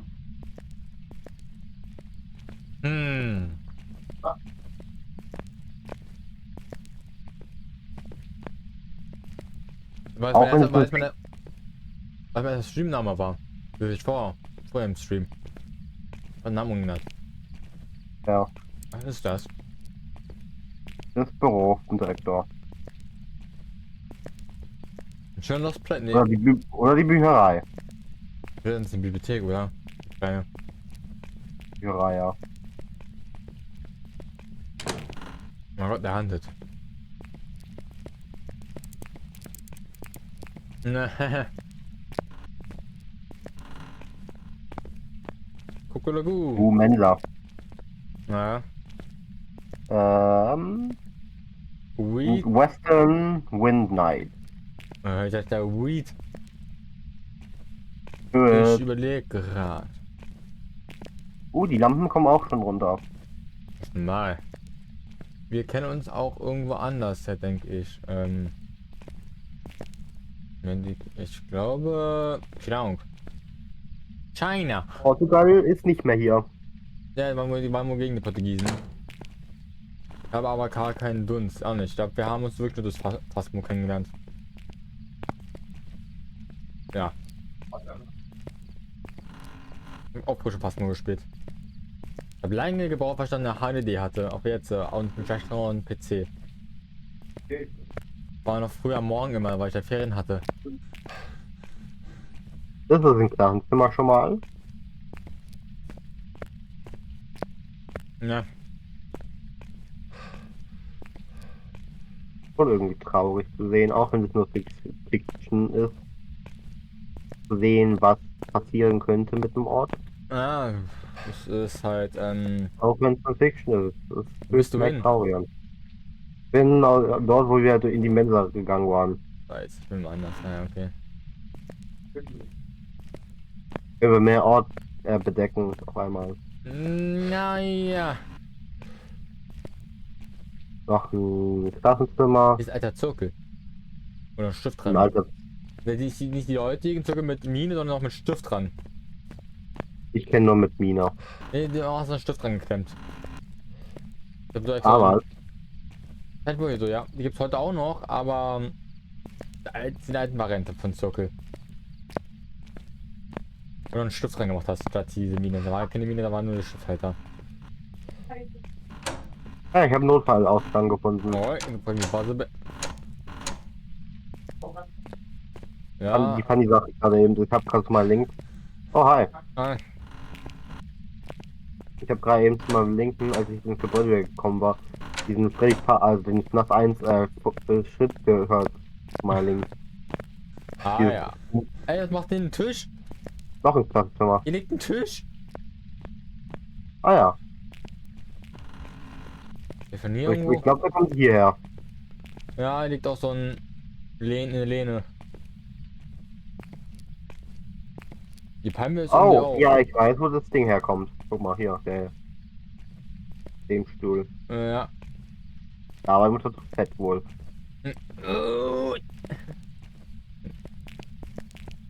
Aber ich Alarmklingel und Glocke. ja.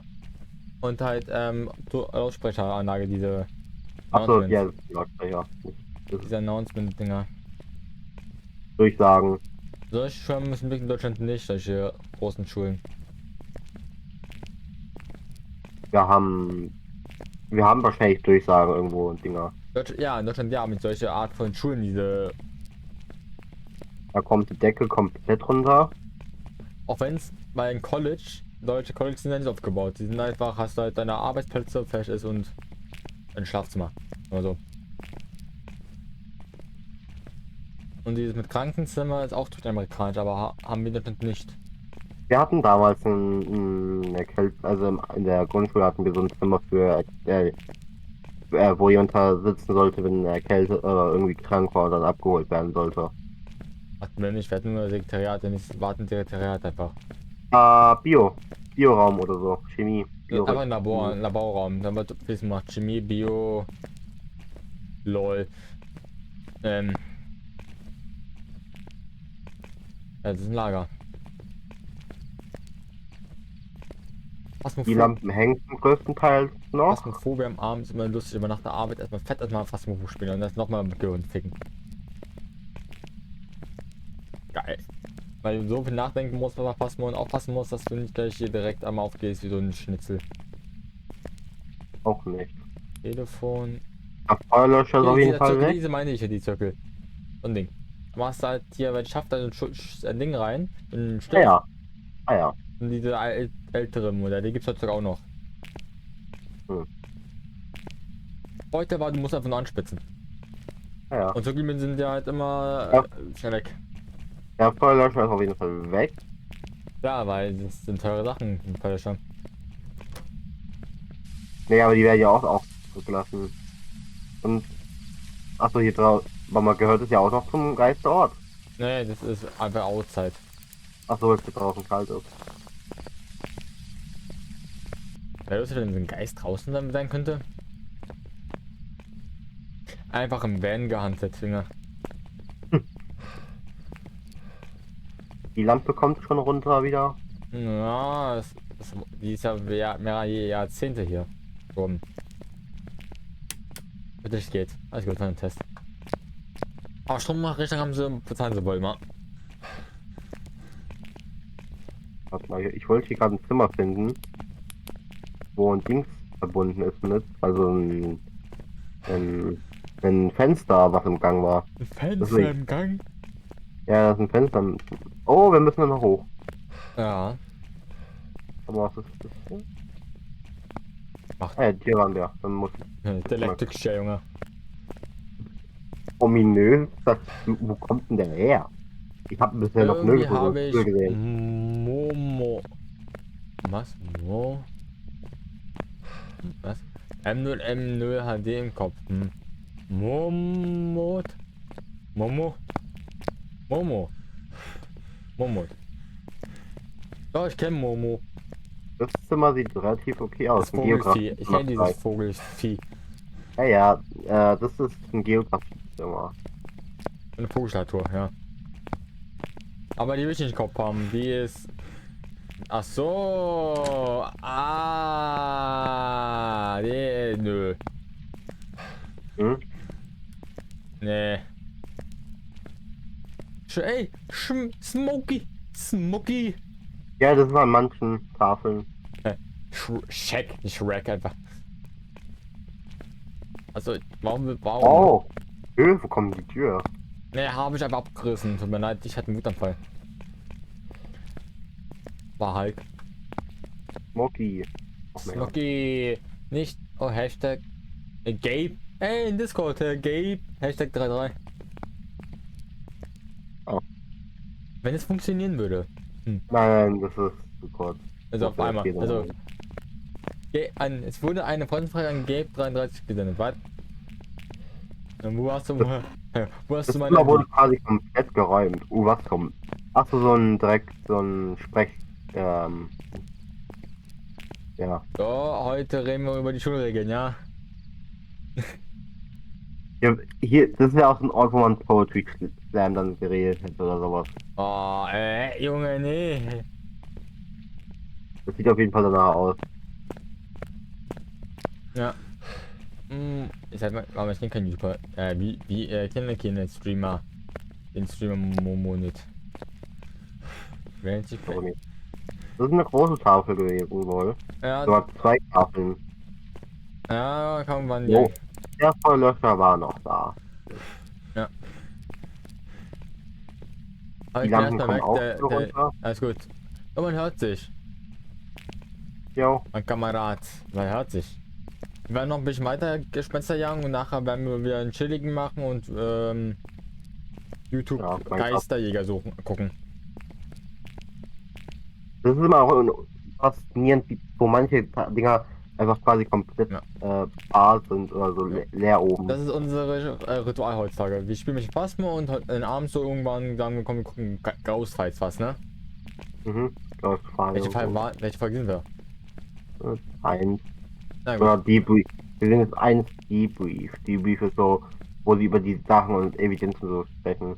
Können wir es eigentlich nicht überspringen oder ist es so wichtig für dich?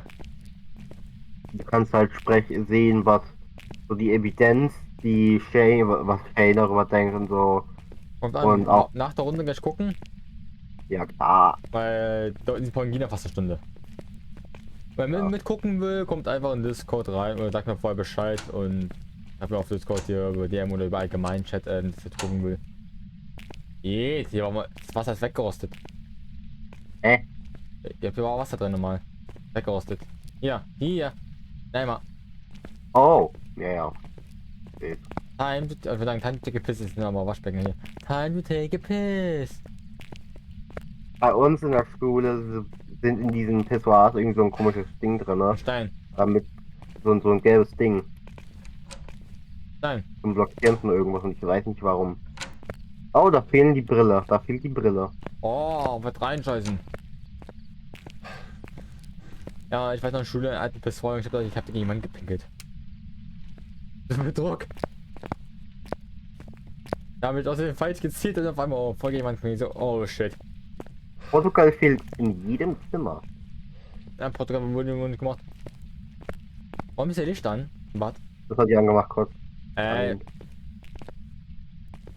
Das Zimmer wurde auf jeden Fall ramponiert von irgendwas. Oder irgendwas, ja. Naja, es ist nicht Von kurz. Ein Regal ist umgefallen. To be honest. Das ist der Geist des Verruhs, oder? Ja, theoretisch. Wet floor, do not enter. Too late, now it's wet. Oh, funny enough, das ist sogar das Zimmer. Was? Thermo geht runter hier. Alter, was muss ich immer laufen, die ganzen Sachen zu holen? Viel Spaß. Alter! Bist du hier? Bist du Wo da? ist denn der Schall? Ich weiß es nicht, wo es rausgeht. Schließ die Tür. Mama. Mom. Bitte schließe die Tür. Mama. Geht's gleich Ähm, runter, bitte? Ja, hier. Nein, ist gar nicht runter. Oh Bleibe ins Flug. Mann! Was ist das für Wir ein würden Raum hier hier. auf einmal? Warum ist das so riesig? Das ist die Mensa vielleicht. Nein, hier ist Trinkbecken. Ist.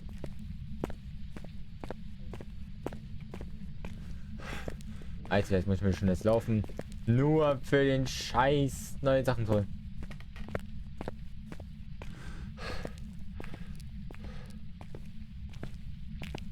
Ich gehe mit meiner Laterne. Warum ist da rotes Licht? Da. Das sind die Kameras vielleicht. Ja, Ich glaube, sind dann sogar verbunden. ja. Das heißt, aber in meinem Zimmer ist keine Kamera mehr. Nee. Boah, ist das penetrant. Alter.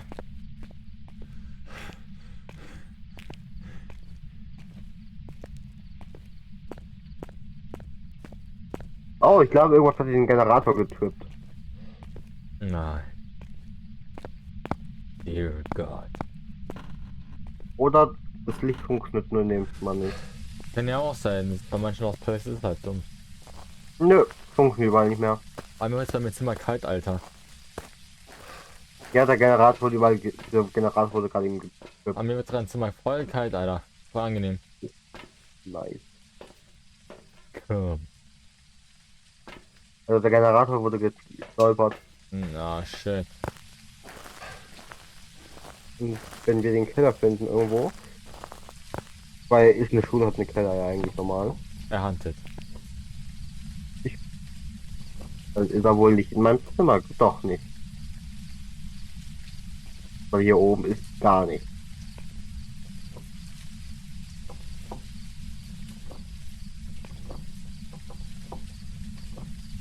Nee, komm ich rein. Da hat er wohl einfach die Temperatur aus dem Zimmer gesenkt. Vom Zimmer. Vom Gebäude vielleicht sogar.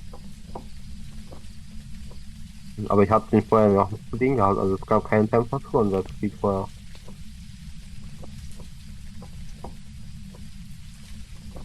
Wow, jetzt muss ich wieder das neue Zimmer finden. Wenn das nicht ist. Mucki. Oh, ich bin langsam immer kälter. So. Ich meine, da liegt doch schon einfach alte Vieh, Junge, ey. Ah. Wie wohl Wolf machen würde, Alter, für alte Vieh.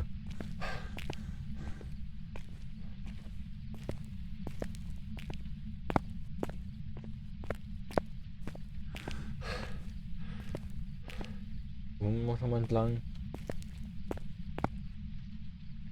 Voll die offenen Türen.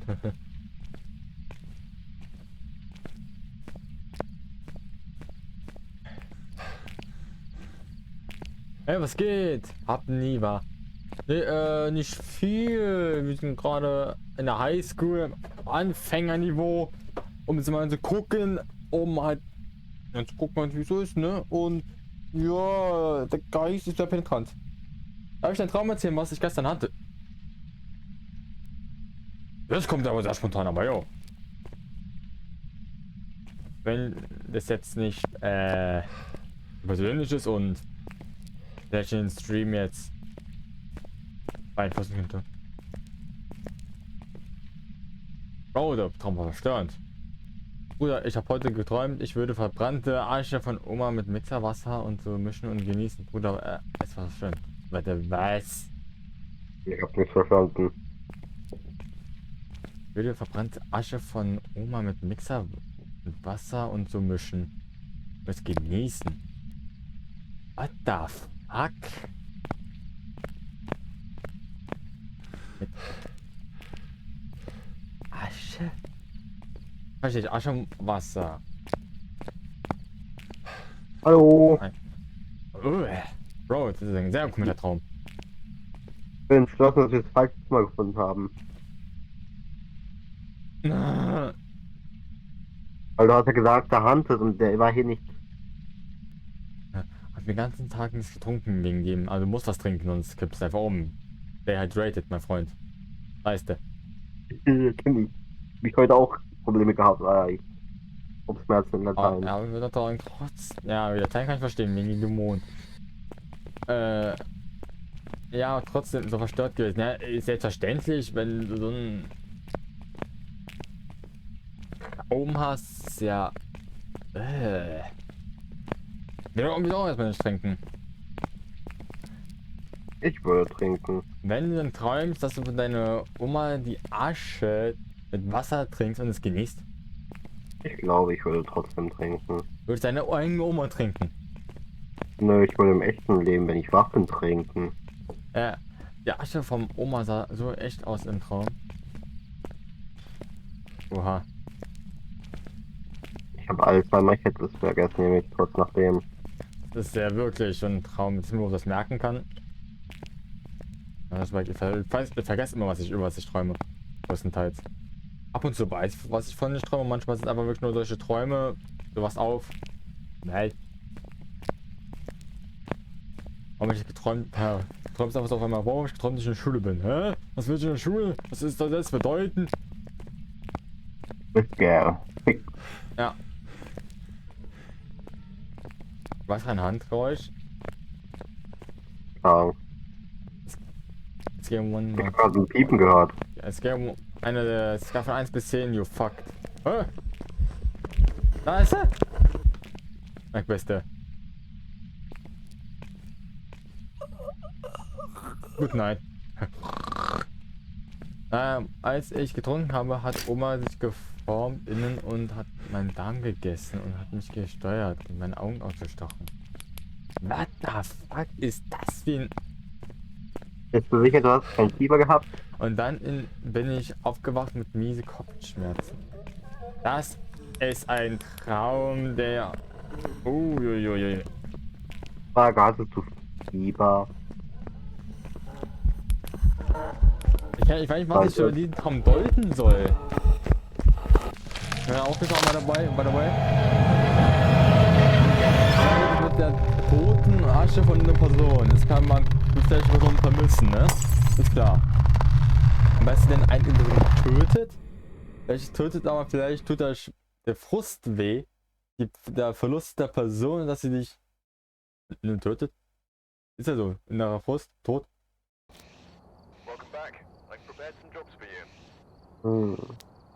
Ich bin kein Traumdeuter. Ich kann manche Sachen deuten, aber so ein Traum, das ist ja wieder so ein richtiges. Oh. Das müssen wir in Beobachtung mal lassen, ja? Das. Ne, ich würde es vielleicht deuten als irgendwas Böses. Das böse Oma irgendwie böse ist oder sowas. Oder irgendwas Böses. Kopfschmerzen meistens ein Zeichen, ja. Wenn man mit miese Kopfschmerzen aufsteht. Meine Schlafpsychose, meine Träume sind immer mehr verstörender und echt unsensibler. Mein Arzt hat mir zwar Tabletten gegeben, um zu beruhigen, aber es wirkt nicht. Heilige Scheiße. Eine Schlafpsychose.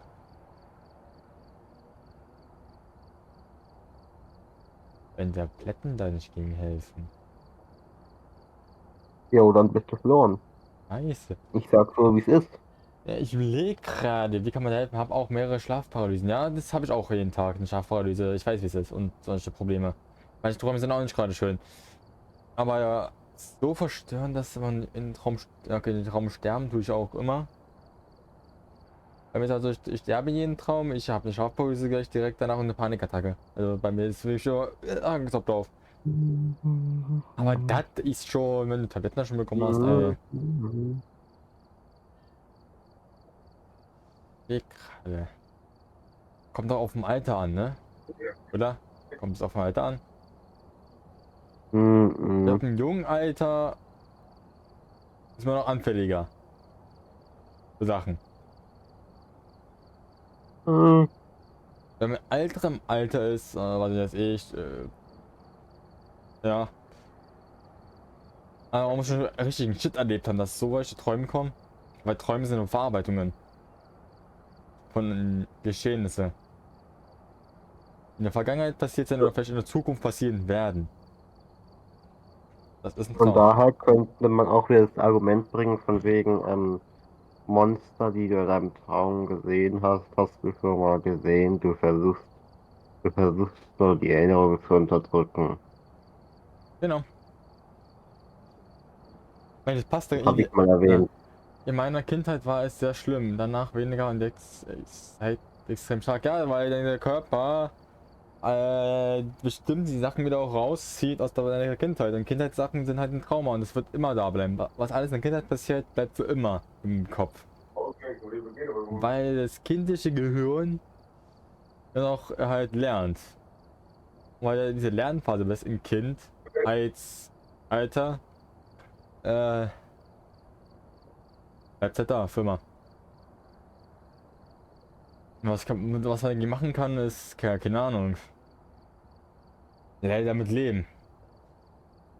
Vertraute Personen immer sagen, dass es in Scheiße geht.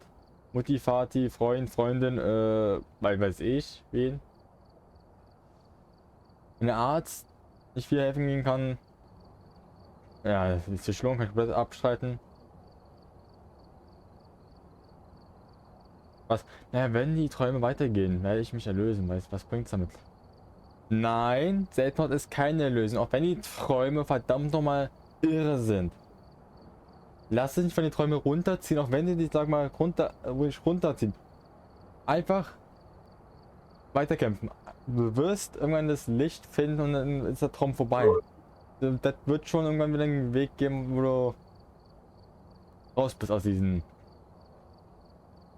endlosen Kreis der Verdammnis, sagen wir mal so. Man muss einfach erstmal die Selbstfindung finden. Sei es, man Was, lenkt sich ab mit Stream, man hört Musik, auch wenn man schläft.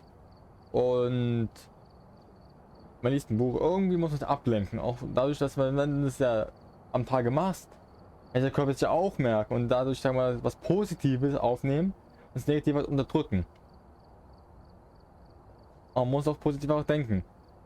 Und nicht einfach jetzt hier, ja, was er sagt. ich versuche gerade Therapie zu machen. Okay, in welcher Art und Weise?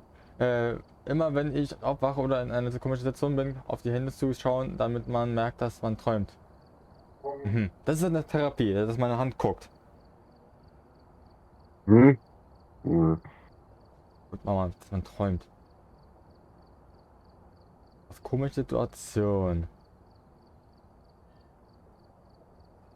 Ui, das ist ein sehr alter Fall. Scheiße. Das nenne ich meine Schlafparalyse vom Feinsten. Ah, ja, was kann man da groß gegen tun? Aber niemals den letzten Ausweg gehen, niemals Selbstmord. Nur wegen der Träume. Nur jetzt mal gesehen. Nee. Nimm weiter. Schaffst du. Ja, ein Traum kann das Hirn nicht die Hände voll nachbilden. Stimmt. Das stimmt. Hm? Ja. Hm? Ja, ein Traum wird immer irgendwas anders sein an deinem Körper. Bei der Hände. Ja, wie soll ich sagen? Achte mal drauf auf den Traum. Ja. Aber hey, Kopf hoch. Das wird schon. Aber wenn es jetzt, sag mal, es wirklich das ganze Zeit so scheiße ist. Wenn man alleine lebt, dann ist es doof. Aber wenn du Personen hast, die du länger kennst und vertrauen kannst, rede mit der Person darüber. Nur die Personen, die dich auch länger kennen, können dir helfen. Weil die Freunde, die auch wirklich gut kennen, wissen auch gleich, wie man reagieren könnte dagegen. Meine Medizin, also die Chemie-Tabletten, klar, die werden nicht helfen. Weil es ja wirklich nur für eine kurze Zeit wirkt. Nicht für immer. Und ja, das Schlimmste wäre eine Psychiatrie, aber da würdest du schreien. Aber das hilft mir manchmal gut. Dann mach weiter Therapie. Mach die Therapie immer so weiter. Denk einem guten Ziel und mach die Therapie einfach mal weiter mit den Händen. Wenn es dir gut hilft, weiterhilft, mach die Therapie einfach weiter. Das ist das Beste. Und wenn die Therapie nicht hilft, such irgendeine andere Therapie. Es gibt genug Therapien, ohne einen Therapeuten einzuziehen. Es Therapie sind Freunde. Ist nur so Wenn ein sie Tipp. nett sind, Hm? könnten sie okay sein. Wenn sie was sind? Wenn sie nett sind, könnten sie Ja. okay sein. Aber sobald du mehr, seit die Freunde so ein toxisches Feld sind, ja, einfach kurz Real Talk gemacht. Ja, ist gut. Kein Problem, darf man Stream machen. Ist immer gut, wenn man mal sich da mal alles rausballern kann, hier raus, brüllen, weinen, lachen kann. Ich habe sowas nicht viele Sachen schon im Stream erlebt, in die jetzt fast 3 Jahre hier. Jetzt auch mit ihm mehr Nervenanbrüche, also die Leute haben auch schon mich hier im Stream früher weinen, wütend und alles gehört. Also, das ist keine schlimme Sache hier. Hier wird doch jeder gleich behandelt, auch wenn er jetzt, sag mal, wer äußerlich, sag mal, normal aussieht und innerlich irgendwie, als ich psychisch irgendwie mal einfach eine Ruine ist. Ich bin auch nur eine Ruine, die rumwandert. Aber ich bin noch hier. Und muss auch weiter kämpfen mit meinen Träumen und mit den Dämonen im Kopf. Aber ich habe ja hier die volle Packung hier negativen Scheiß.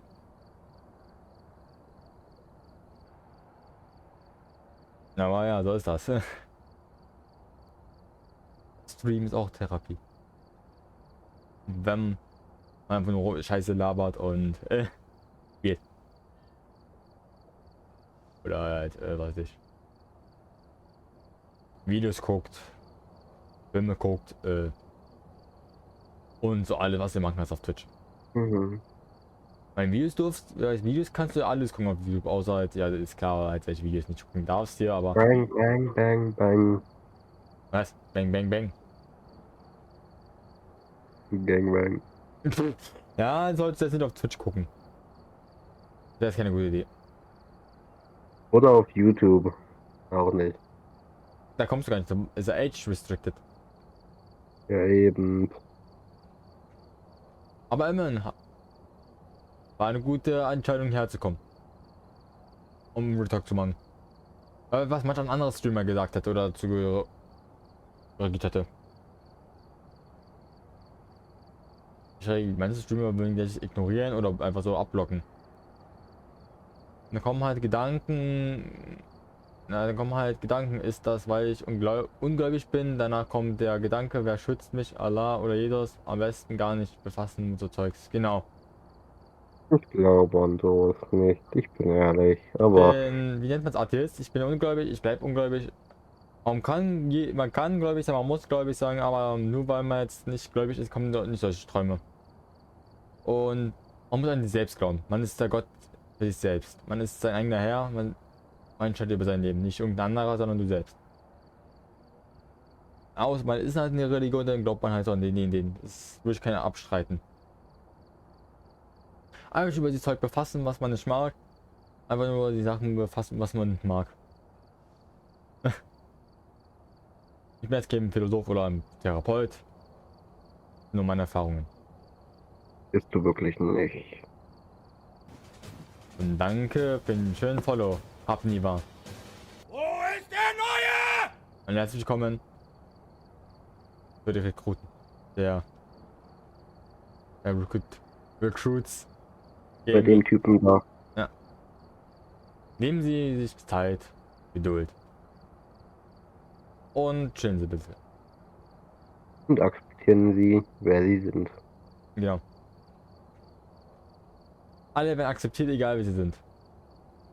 Mann, Frau, groß, klein, schwach, stark, gläubig, ungläubig, dick, doof. Ich bin das Display davon. Was meinst du damit? Na, ich bin ja halt alle Arten weird. Man kann verrückt sein, man kann lustig sein. Alles ist gut. Mensch. Ich habe auch mal Leute gefunden, die auch mal solche Gedanken haben wie ich. Yay! Naja. Ich finde nur selten Leute noch, die überhaupt nicht offen trauen, über solche Sachen zu reden. Weil jeder Angst hat, gleich hier einen Backslap hier zu bekommen. Weil Twitch sehr krass ist bei solchen Sachen. Aber egal. Ja, ist egal. Gelly Boy.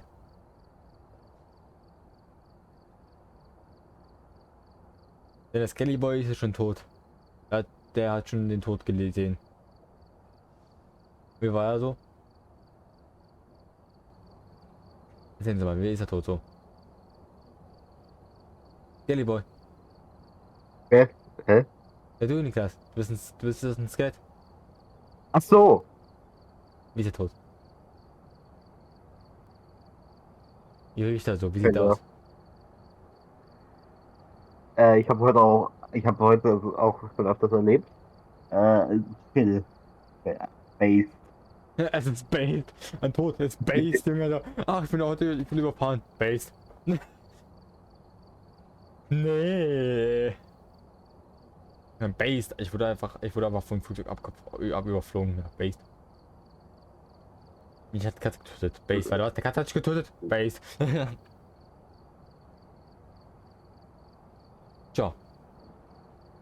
Ich will geil, wir könnten natürlich auch die Ghost Files streamen.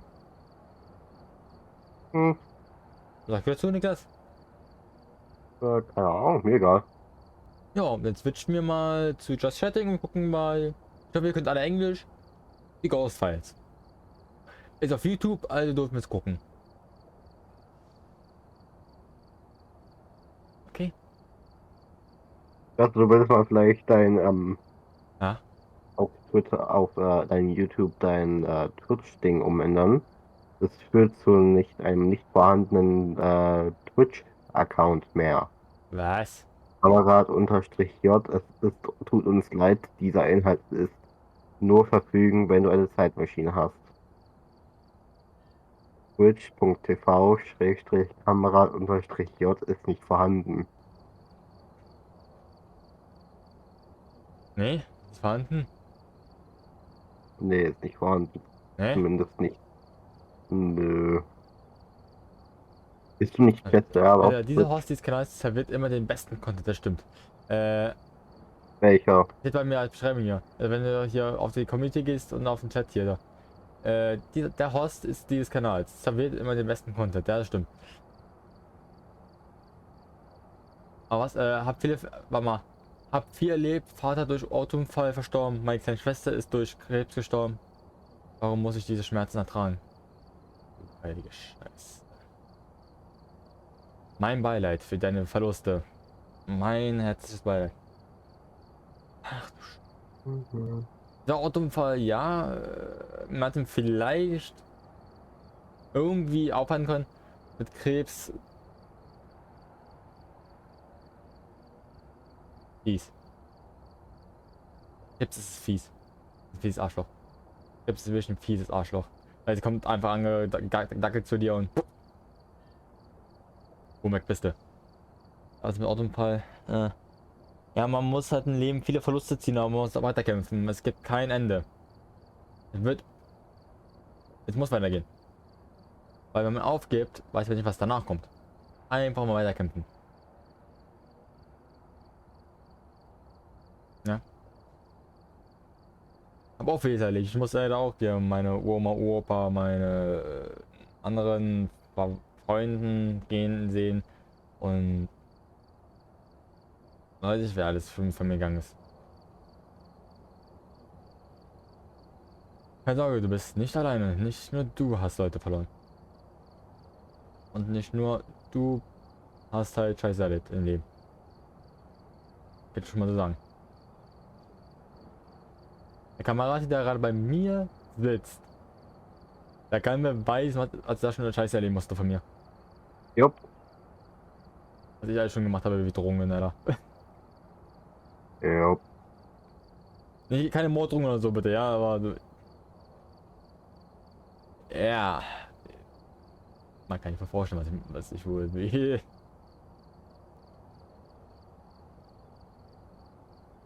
Ja, ihr Leben ist unfair, man muss stark sein. Ja, genau. Leben ist unfair, wird es auch immer sein. Nur die Harten kommen in den Garten. Tut mir leid, der Spruch, der ist einfach so, das ist so ein Spruch. Merkt ihr einfach. Und wenn er die Show anhört, tut mir leid. Ist halt so ein Spruch, der wirklich ist. Und Leute, wie habe ich gesagt, Leute, die Metal hören, sind immer leben am besten. Spaß, ich soll nicht als Metal hören, nur weil Musik, oder weil ich nur Scheiße will. Ist nur ein Beispiel, ich höre es immer, um halt meine Probleme halt zu bekämpfen. Musik. Du machst es ja mit deinen Händen und Träume so. Ich mach's mit Musik und Stream. Aber jetzt hast du schon mal einen Weg gefunden, dass du so auf den Therapie machst. Wie scheiße, mal kurz mache nebenbei noch was hier. Nicht wundern, ja. Oh, aua, aua, aua, aua. Jetzt ist mein Auge. Ich habe vergessen, dass mein Auge sich bewegt. Ja, ich guck gerade, wie mache ich meine Link umändern bei mir? Alles, Beschreibung, da. Nee, YouTube. Da, Twitch, da. Jetzt ist nämlich immer noch auf Dings. Alles gut, alles gut. Hätte ich jetzt nicht versucht, deinen Stream zu schauen, über YouTube, also, oder zumindest das Ding zu öffnen, hätte jemand das jemals Ich hinbekommen. habe ein Lied, was gerade gut passt. Also, ich hoffe, du kannst Englisch. On 3 Days Grace, Time of Dying. Hätte erstmal dann mal besterben. Nee. Das Lied geht darum, sag mal. Ich kann mal sagen, der Refrain geht hier: I will not die, I will survive. Ich werde nicht sterben, ich werde überleben. Und merk dir, ist immer, du wirst nie sterben, du wirst immer überleben, du wirst immer kämpfen. Dieses, hör dir Lieder an, wie es so sind. Dieses, wie nennt man das? Leben, erfreuliche Musik. Wir sagen, wir machen jetzt die Videos an, wir können weiter chatten hier, ja? Und wir gucken dabei im Video. Also die Ghost-Files auf Englisch. Das alles, ne? Ja, ja. Hast du einen Stream und so, Niklas? Ja, mache ich. Dann spiele ich mal Phasmo. Nebenbei rede ich noch mit denen, glaube ich. Ich weiß nicht, ob es ein Sie und er ist. Ich denke, es ist mein Er. Hab nie war. Mit, Aber es hört sich fies an. ja, schlecht. Ewiger Abend. Mit ihm. Ich frage erstmal nicht nach. Erstmal muss man sich erstmal so aus dem Chat erstmal kennen, so bilden. Man weiß jetzt schon mal, Fakte live, also das Leben auf einer Person ist schon mal scheiße. No, no. We do not do that. Welcome back. I've prepared some jobs for you. Kann es wirklich sein, dass du mich gefunden hast? Ich weiß, wie du dich fühlst. Ich bin 100% männlich. Nice. Mann. Siehst du, Männer können auch geistig kaputt sein. Okay.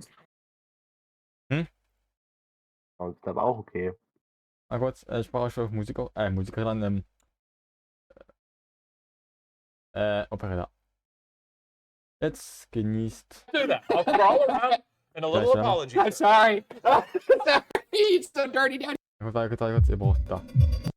Musik, jetzt könnt ihr was sagen. Siehste Wings, und wer ist die höchste Rate beim Suizid? Der Mann. Coming in the morgue, a full-bodied apparition? Grab a snack and help us unpack all that and more. It's time for... Übrigens, ich will was sagen kurz. Ja. Hierbei einfach, ein bisschen, wir können ein bisschen talken dabei, wir gucken dann wie immer Videos. Wenn es vielleicht ein bisschen stören könnte beim Video gucken, ist ja egal, das ist einfach so als Hintergrund, dass über was passiert und läuft. Und nicht einfach, Spiel da ist und nochmal kommt nichts, ne? Ja, die haben das geändert, cool. Naja, mit Freunden vorher war kiffen das so so. das Einzige, wo ich das vergessen kann. Eine Freundin kiffen, wenn eine Freundin das unterstützt. Respekt. Okay, cool, die haben das zumindest geändert, endlich auf Google. Aber für eine Zeit lang war das so, wenn du googelst, my wife is beating me, Ah, würden lauter random Sachen kommen, und wenn my husband is beating me, googelst, kommt Support Hilfe. Und jetzt haben die gemacht, dass beides Support Hilfe kommt. Series premiere! aber wenn jetzt schon eine Person, die dich auf einer Seite steht und unterstützt, das ist Respekt. Das ist das Wichtigste, wenigstens schon mal. Aber Kiffen, naja, Drogen neben wegen das Problem. Over there is my colleague Shane Madej. Shane. Hello. Each week here on Debrief, we're going to be taking a look at our most compelling evidence. Naja, behind aber the hin was. scenes and answering your burning questions. And this Das ist episode of erstmal Debrief is die sponsored by Notlösung, diese temporäre Hey, it's Lösung. me, Shane. You know, from Ghost Files. I'd like to take a ladder, and then we got quite loving it. Trying to Defy? well, series premiere. Series premiere! How do you feel? I'm very glad it's out there. Me too. You tried to leak it several times. I didn't try to leak You had to it. duct I tape you to wanted. your office chair. That was one time. Yeah, That's one time. but now it's out there. das People wird are schon. loving it. Yeah, and look, I'm just Weizenbein excited you guys Bruch. finally got to see Sagt it. man ja so Everyone schön. here at Watcher is really proud of it. Aber I nicht. haven't surveyed each of them. Ich wollte wirklich I nur Ja, bitte. assume that all people who Wenn work will here er da? think it's a Wir good kommen show. zurück. He's got it scheduled. He'll be knocking on your door soon. I will be scheduling one on Warst du denn gerade? If you're watching this, employees of Watcher, Drogen nehmen. keep that in mind. But Hey. happy you guys all saw it. I'm gonna really enjoy watching all of the comments and the feedback Sag over the mal. weekend. Speaking of the premiere, we got quite a bit of evidence in it. Nur Let's take a look weil at es some auch of wenn that. es mal We öffnen got a lot kann. of Ja. we got a lot of evidence. Lot of And evidence. you know what? Without further ado, yeah, let's get into our Und first halt section die of andere Wege debrief. findest, sag mal, Evidence. alles zu behandeln so. Let's start with that humming that we heard in the morgue. Can we play that clip? Ja.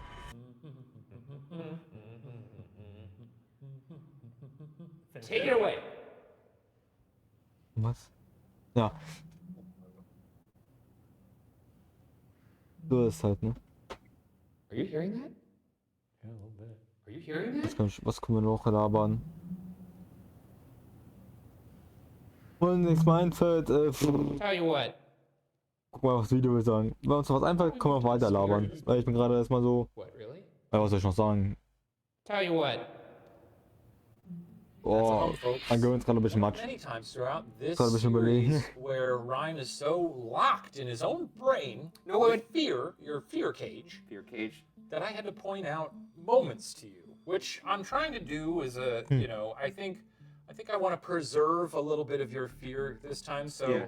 I've seen some people in the comment. Obviously, this is not. Wenn wir me, gerade so- gucken, hier nebenbei ist alles nur Englisch. Da gibt es keine deutsche Übersetzung, es ist einfach Englisch. Also, I've seen a lot of people say, well, even Shane was Wer scared Englisch by those kann. things. It wasn't because I don't believe in Ja. ghosts, but I I mean, you say it in the app, you do Ein say, like, if bisschen I were schwer. to believe in ghosts, I would certainly be scared by that right now. exactly right, and I would be if I believed in ghosts, but I don't. So also für ja. euch, die kein Deutsch können, Deutsch ist auch When okay. I'm stuck in my fear funnel, it is helpful. it's that- nice to point it out to you Ja. and let you marinate in it without Wenn doing ihr like a gucken wollt, little. ihr müsst Ooh, I nicht bet gucken. it's a little horse walking by outside. I will say that I did hear the first hum. I didn't Wir hear stehen the erstmal second. mit. The second Jetzt wird hum, mal right? ruhig, Second hum, chillen you und were attuned. erstmal You were attuned. The second hum was a little more smaller. It was like, Smalltalk, wenn irgendwas kommt oder irgendwas Ja, Wichtiges, the first welche one's like- Fragen aufkommen. Fragen sind immer da und yeah. man It kann was like alles the noise sagen, that lady was man makes when will. she drops the heart off the Titanic. Yeah, Maybe it was that lady. Could have been her. She probably got tuberculosis. Okay. I would love to hear what you do think it is. You know, it's the thing about Waverly. Last time we were there, and this time too. All the windows are open. It's a big creaky old building. There's a chance it was a door moving around or a wind. Sorry. Ja, da steht gerade die Untertitel. Classic. For, everyone loves that old unsolved I mean, classic. there's It's a the thousand things it could be before it would ever be a ghost. But we didn't hear that hum anywhere else I in the know, investigation, I know. and it was in the moment when we asked for something to hum. Yeah, And it's in a place where people have also heard humming that sounded like that hum. I know. It was great. It was baller to get that in the first room, in the first episode. That is crazy. You'll see, I'm sure there's other episodes this season where we don't get as much evidence. It was very fortuitous that this was our series premiere, and it was an absolute banger when it came to, you know, clunks and clonks. That's true. We're always going to show you what we do get, and sometimes that's not a lot, and you might see that pop up throughout the season. But this first episode, certified banger. Anyways, let's move to our next piece of evidence. We have the Chillt dog erstmal bone. bitte. Alle, die chillen mit Chillen wollen, gucken jetzt mit. happened to you? Wenn nicht, dann ist es halt How about so. this? Ich zwinge niemanden was. Wie soll man sich Whoa, so what's going wohlfühlen? Is that you Lieber by the faul zu fühlen pod? als faul zu Step fühlen. away from it if it's you. Oh, shit. Okay, if that was you again, Ah, can you das please ist step back beeindruckend, wie war towards das the bone, please? Oh, fuck! Oh, Das ist shit! KI. Das Step away now? Okay. You step away now, please? Step away from the bone. And that was that. nee, das ist, Pretty doch, cool das ist responses nicht here. We KI. need to get that response from a new piece of Hmm? tech. Well, the thing is, with these kind of devices, you're always looking for things to be timely Ach so, and das respond in a way that seems wird automatisch intelligent. übersetzt, der And Text. in this particular case, Let's do it. Ja. I Normal war es felt immer like so, that dass was Audio very much übersetzt wird. something that was Okay, das convincing ist that I was gut. talking to something and they were communicating to me.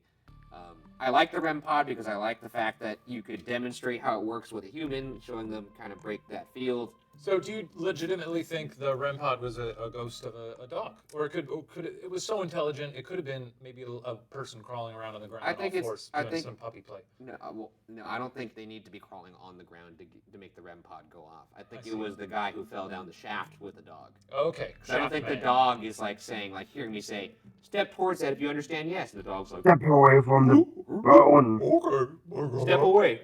You got it. Yeah, he's not doing that. I was imagining like a bloodhound too. Big That's floppy cool. ears. Yeah, the REM pod, it's interesting. It's a fun toy for folks like you, with the cracks in your I brain. mean, you can see when somebody is getting near it, it picks Yeah, it it's up. cool. When they're It's not, fun. I don't. It's Yeah, and there are other locations where we use it throughout the season where absolutely nothing happens. So, yeah, it's nice, fun think- little toy for you to lose your mind. I forgot this is the show where my blood boils. It's the Ghost Files hero episode, the one you just saw. That's the one where we're kind of cordial. It's in this show where the gloves really come off. Yeah, I mean, I'll still be doing this over here. I'm a little more respectful on Ghost Files just for the sake of having a good time, but I'll still be insufferable over here. That's good to know. What else we got? Let's move on to the Estes Spirit Box session. There's a moment, and this is kind of what was fun about, this episode, was there were so many things that happened that we didn't actually react to everything that happened. And this is one of those instances.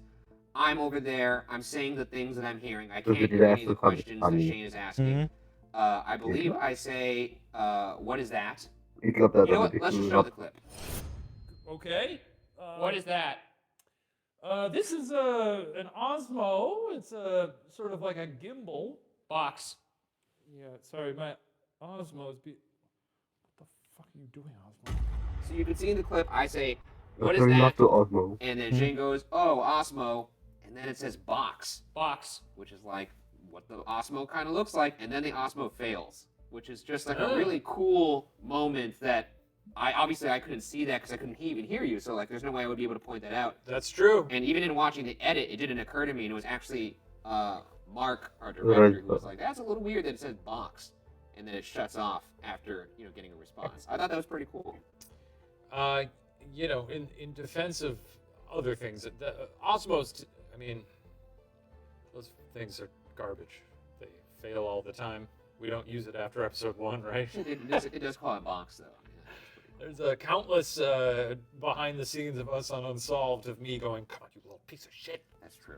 Yelling That's true. at that. No, that's fair enough. You know what? That's fair enough. Yeah. And I'm not Still exciting. Also, I gotta say, love the Estes method. I That's know great. a lot of people were very excited for us Was to do that. entspannt, I mal had the schön, time, dass my wieder, wife hm. doing it. We do it Mit euch mal zusammen several mal times gucken. throughout the season. Always a blast. No, it's a way for I guess you said it in the episode, for it to be Ja, das ist tolerable. entspannt. Yeah, I think we both kind of tried different flavors Von der throughout Arbeit the erstmal season. In direkt, this das war first one, I schön. was going really aggressive because I really couldn't Ah, hear schön. things, so I was trying to project. Feuergeister, jetzt gehackt, Later in jetzt the gucken season, I wir die take Leute, more die of a gleich sort of jagen. calming approach and just kind of close my eyes and just gently deliver the words. So you'll see a nice spectrum.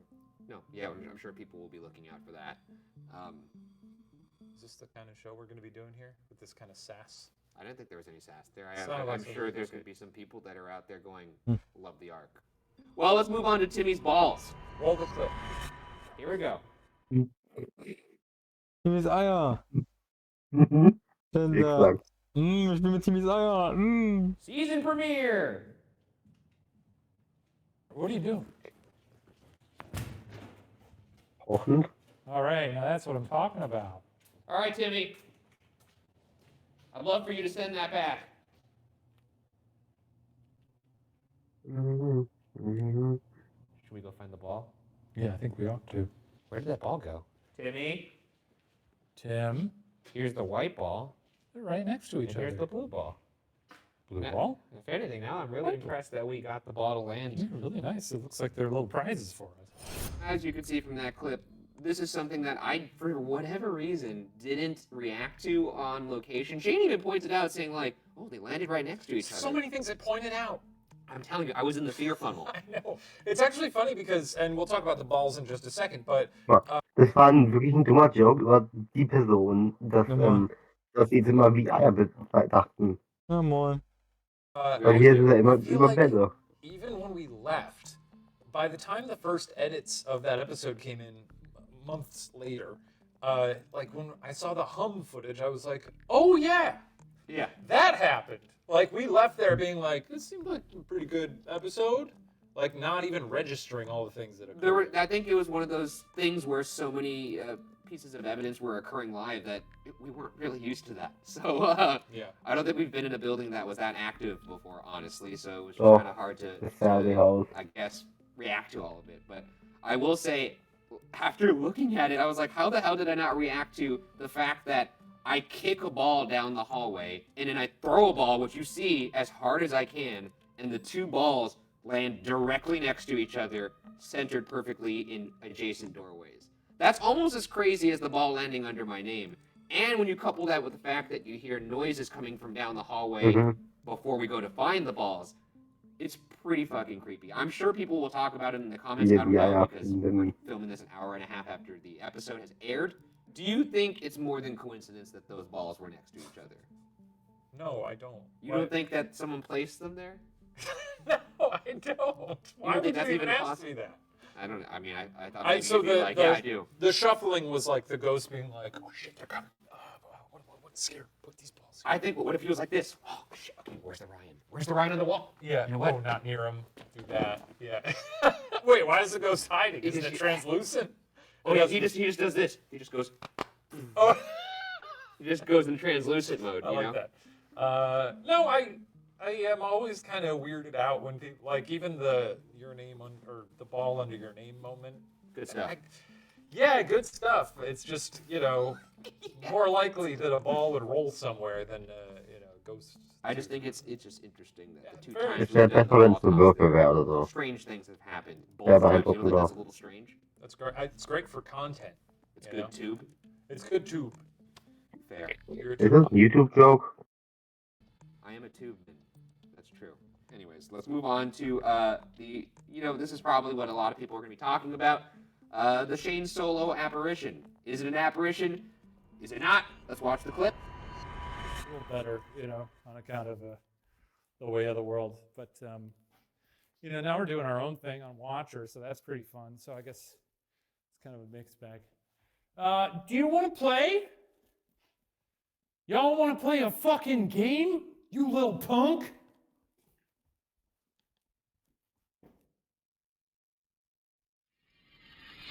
Now, there's a crazy story behind this. We had this episode done months ago. Yeah, a long time ago. And The night before, we were just doing a routine kind of quality control check over the episode to make sure things were good to go for the premiere. well, I want to say even before that. Oh, yeah. So I went on that investigation. I came down and I tried to tell you, and it was very difficult to do because I've done this on almost every solo investigation. After I'm done, I usually try and seriously make you understand, and I'm always lying, that I saw something, that I heard something. Yeah. Oh, Ryan, I'm not kidding. There was something up there. So when I genuinely did hear something, which, again, to me, the place is full of open windows. Can you describe what you heard? Honestly, I don't remember. It was enough to make me go like, oh, there was a noise. Which, by the way, actually, we do, before you get into that, we do have a clip of some of the noises that you did hear. They may be your footsteps, but one in particular is kind of like a louder thump, may once again be your footstep, but you seem to react to it in your face kind of like a... Maybe that's it. And- I honestly don't remember the moment. And the thing is... Hey, take a look.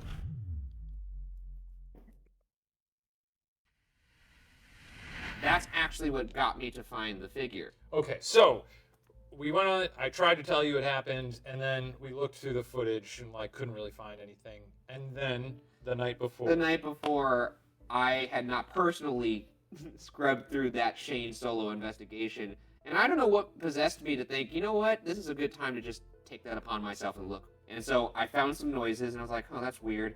That's not enough to put in the episode, honestly, so I don't think that's that. But I was like, you know what, I'll just scrub through it frame by frame to see if I see something in this particular section, because there was noises. And sure enough, you see that little kind of white cloud-ish looking thing go right behind Shane. It moves behind him, and where it moves is the doorway where you see the figure. You can watch it all in slow motion, goes behind him, then he turns around, you see that thing,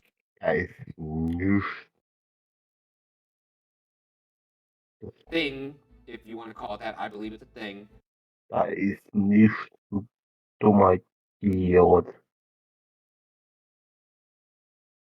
Pfeffer, siehst du da drin irgendwas?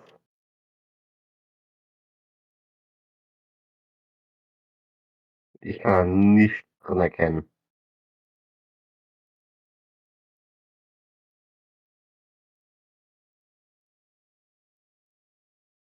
You want to call it that, I believe it's a thing, a figure, standing in the doorway. And then right after that figure is seen, Shane hears the little bump, and then he reacts. That's like the timeline. It all happens within about 5 seconds. Yeah, it was really crazy, man. fucking kidding me? Well, I came in the next morning, and you and our post supervisor Sam were both. I mean, Sam was like, "Shane, I need your skepticism. You got to make me feel okay about this. I want to throw up right now." And you were very excited, and I was. Lizzie was excited too. Lizzie, our producer, was very excited. I was excited to see the clip, and I watched it, and I was like, "Well, I'm glad you guys are excited about that." Either way, Because it looks like absolute nonsense. I found the evidence. Ich stimme Shane diesmal zu. Es ist absolut nichts. Es ist vielleicht, es ist I put it into the episode, Wayne. you know, the night before the premiere in LA. Which, by the way, we are doing premieres of episodes for a couple episodes this season. Ghost Files Live. If you haven't heard about that, get your tickets. A lot of the cities are already sold out, but That's true. go check out. Here's the dates. Go check them. Check them. Check them out.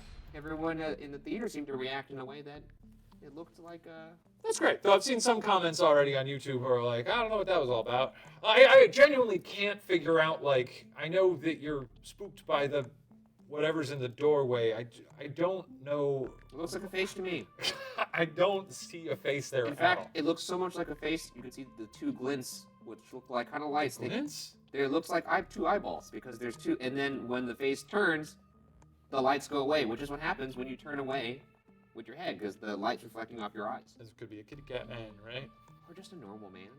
Well, normal man wouldn't have glowing eyes. No, but it wasn't glowing. It was more like Could it have been reflections. the creeper? It's called eyelight, Shane. It could be the creeper. I don't know. Could be the creeper. Well, what do you guys think?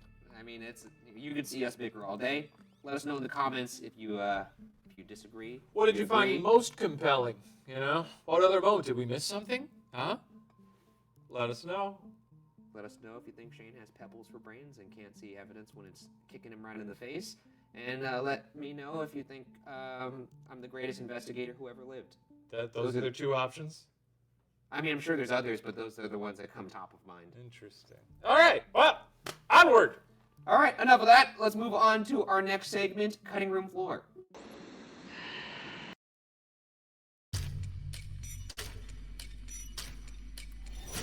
This is the privilege of a lifetime. Temperature is now going way up. It's spiking. What's that noise? Someone walking around? I'm here to find ghosts. Do you know that you're dead? I heard a scream. Oh, shit.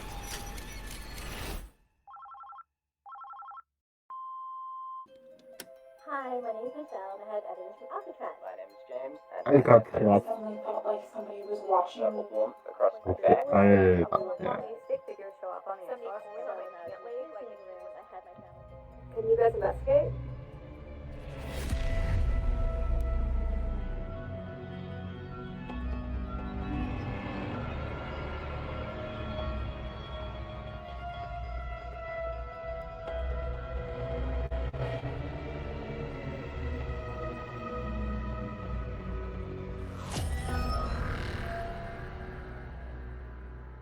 Welcome to Ghost Files, where we take your evidence and our tools into the field to expose the supernatural. My partner, a skeptic.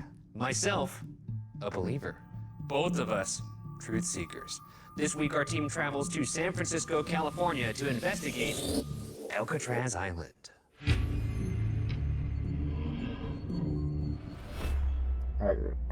You know, I gotta say, out of all the places we've ever gone, this might be the most majestic intro we've ever had. Or lead up. Gorgeous. It's misty. This is one of the few places where I can't run away from the location because I'll just run straight into the ocean. The islands. That's Alcatraz, baby. No turning back now. This looks like a nightmarish level on Call of Duty. I think it is, actually. Let's hop in. A lot of sequels, that's kind of fun. See? Find positives. Find positives about the island. poops on my head. That's a negative, so don't think about that. Alcatraz Island initially started as a military fortress with over 100 cannons installed on the island and a place to hold military prisoners. By the early 1900s, its main purpose shifted towards a military prison, and by 1933, it was used as a maximum security prison used to hold the most incorrigible inmates in federal prisons, aka the most violent and dangerous criminals of its time. From Al Capone to the Birdman, this place was a veritable who's who for historical a-holes. Don't want to be there. No? You're gonna do it because you're a brave guy. The prison sits 1.5 miles off the San Francisco shoreline on 22 acres of jagged rock, earning it the very matter-of-fact nickname, The Rock. Has The Rock ever visited The Rock? I think he was born there. Places of note include 4 cell blocks, a hospital, an administrative building, and a rec yard. And overall, the prison was big enough to hold 336 prisoners. The island prison had the reputation as being inescapable, though many tried. 8 definitively dying doing so, and 3 possibly succeeding.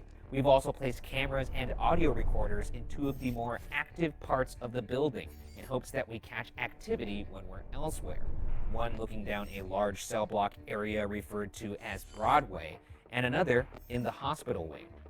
The worst part of the building is said to be in cell block D, which along with other solitary confinement cells also contains the most horrible punishment cell, unaffectionately known as the Hole, where some believe an inmate was killed by supernatural causes. And finally, to end the investigation, Shane and I will each be forced to explore the entire prison one at a time, because I hate myself.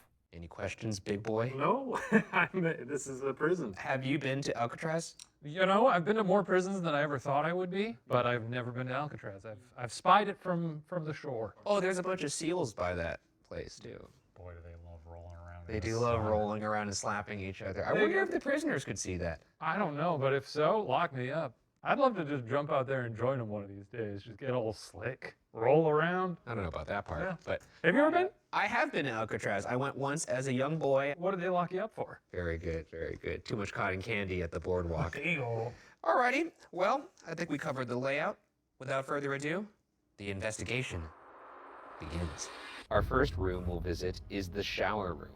Not surprisingly, this is where the inmates showered. But not all activity here was mundane, as there were 2 separate occasions of an inmate being stabbed to death in this room. Maurice Herring in 1942 and Edward Galvin in the adjoining laundry room in 1957. Let's shower, boys. All right, starting off the investigation in the shower room, which was a very dangerous place to be. Yeah, I would imagine. Hello, folks. My name is Ryan, I'm Shane. and we're here tonight just to hang out and hopefully talk to some of you nice people.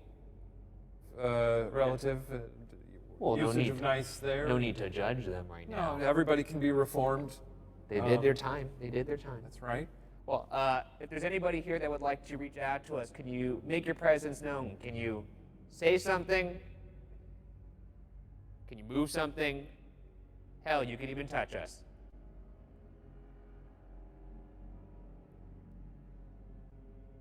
I got myself a little doohickey here. It's called a spirit box. The spirit box rapidly scans radio signals to create white noise through which spirits can communicate, and the honeytone filters out the noise while amplifying only the voices. Okay. All right. My name is Ryan. I'm Shane. Hi, Ryan. Kind of sounded like hi, Ryan. I'm Shane. I'm Shane. Can you say either of our names back to us, but you kind of already did that, so you let us know you would like to communicate. What? What's your name?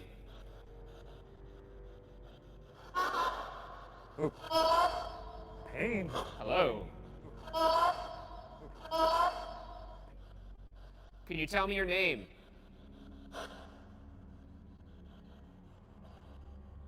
Right now, reaching out to Edward Galvin. What was that? Can you say that again? Oh my God! It actually repeated. What? That's it? Sensitive? Sensitive. We have a chatty one. Am I talking to Edward Galvin right now? Can you say yes or no? Galvin? It sounded like Galvin. And Maurice Herring, what happened to you in this room? I died?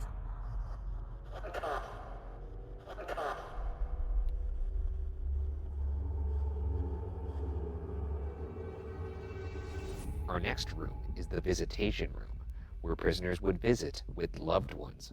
And yet, despite such a tender history, this room is home to perhaps the most famous photo of an apparition in the entire prison. The photo was taken in 2014 by two tourists from England named Sheila Sillery Walsh and Paul Rice, and appears to show the face of a woman in a hairstyle from the 1930s or 1940s. Who this woman is and why she showed up to Alcatraz Ghost Picture Day is a mystery. Whoa! Now, as you can see, That's a lady. there's clearly a lady there with That's a- 1930s, 40s style. She looks like she's a black and white. They're really selling it. This is one of those instances where, yeah, it's either shopped or it's there. It seems that this person is aware of the presence. I find it a very unnerving photo. It's actually one of the more famous ghost photos that I've seen on the internet. Is that so? And it was taken just by two British tourists. But that's not the only piece of evidence that we have for this room. Audience investigator Michelle Gwendon also captured an image of her own. Hi, my name's Michelle, and I have evidence from Alcatraz. So when I was in the visiting room, I had my family take a picture of me through the little window. It looks like there's a hand that's pretty distinct from the sun glare that looks like it's pulling down on my audio lanyard. Two very clear images of what is perhaps an apparition. Let's see if we can get one ourselves. Okay, so I'm already seeing my reflection because of the light. That makes sense. But I will say in the photo, you see a full face that's in 1930s garb, and the British tourists who caught the photo definitely were not dressed like that. Hallo, So, Schwester. Sort of like a Betty Boop type. essentially, yeah. And Kehre actually, in zurück. the one with the tourist chain, there was one of a girl on the other side. So let's get you on the other side of the Okay. glass. I would love to. You know, I love it when we do sort of a little role play situation. Yeah, I like the. Okay, I'd love it if you'd stop smooching at me, because I don't think that adds anything. My husband is a murderer. All right, so we are now on the opposite side of the visitation window. This is where, obviously, the visitors from the outside would be standing when they visit They're honeys. their honeys, indeed. They're sicko. Or their sons. I guess that could also be a honey. I guess it could be a lot of people, yeah. And we have our REM pod out there. And it is freaking out because I was just close to it. The REM pod creates its own circular electromagnetic field and will alarm when anything penetrates that field. The more colors on the alarm, the more significant the intrusion. The REM pod also detects temperature fluctuations. Ja? Hi. It's good to see you. We're your acquaintance that you. Your adopted brothers. That's right. Anyway, we hopped the boat and crossed the bay to chat with you here. And we'd love to see you fondle the pod, if you can. If you could just step closer to the window. Fondle the pod a bit. There's no way out. Do you hear me? But if you fondle the pod, maybe. Why does it always fondle the pod? Can't you That's just what they get... gotta do. Well, they just gotta get close to the pod. There's nothing about it in the instruction manual that requires fondling. Could you please fondle the pod so he stops doing that with his fingers? Come on now. Give it a little something. Jesus Christ. Oh, and you got them to light up the Got pod. it. I can't believe that worked. Thank you. Did that, dare I say, excite you? How about this? Okay. You have permission to touch my hand if you want to make contact.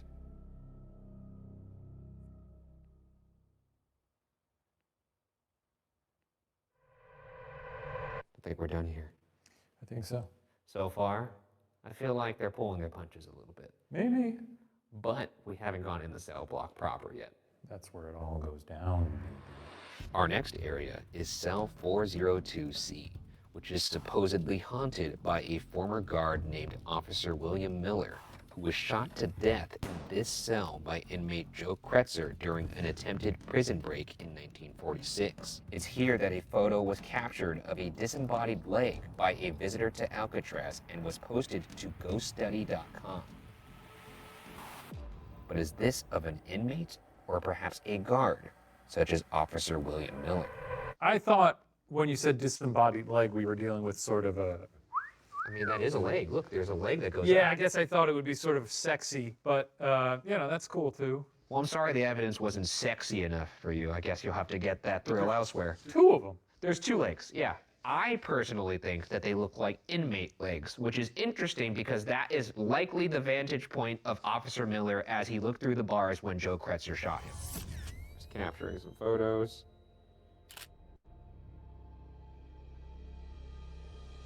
Let's see if we can reach out to Officer Miller. Okay, Officer Miller. Just want to say, sorry what happened to you.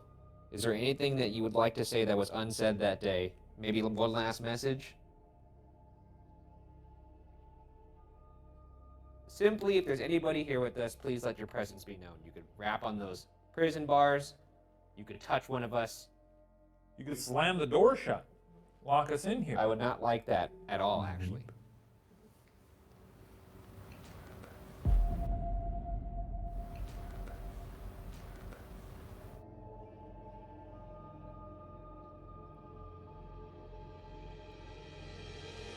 Doesn't seem like we're getting much in here. Not like anybody's home. You know, it might be the walls are very thick, so maybe it's just, Or it's just not active right now. Not everything has to be a home run. How about a single? Our next room is in the C Block utility corridor, where hopeful escapees Bernard Paul Coy, Joseph Kretzer, and Marvin Hubbard were shot to death during a last stand. Perhaps their trapped spirits remain. They found them in the utility corridor. Okay. Not a great place to die. Looking different. I don't want to die in a corridor. I don't want to die. Please. Ever. You want to watch the sun burn out? And watch everyone you ever loved die? How do you know I haven't already done that? What we got here, Well, Mr. ja, Ragoo? maar hoort This is a REM pod. Hör me da. So my Ah, hoe. idea is Dit vast we is can get Wow. these fellas to walk towards this Die door. We might Ghostfights, pick maar up dat on ik even touwen. Hey, Wacht even, die Ghostfights, Bernard? He was the Ik zeg ja. leader. Hey, Bernard. Ich habe die gerade versucht, mal anzusprechen, also hat nicht reagiert. Oh. Ich hab Chester gesagt oder so. Mhm. But that was freaky. Stille. I mean, how close? Ja, ich bin gerade ein bisschen vertieft. Yeah, No, I don't think so, man. Vielleicht. all right. Freaky, That was freaky. weird. Some freaky He stuff seems to be there. responding to This your voice. If that's one of you, can you come a little bit closer? Just come to the, just think about it. Just touch the door handle. guy's just gently graze the knob.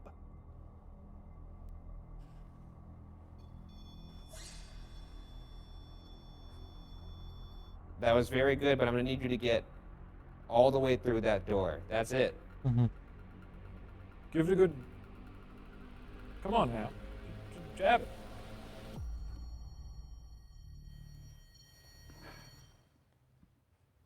What's that noise? Someone walking around?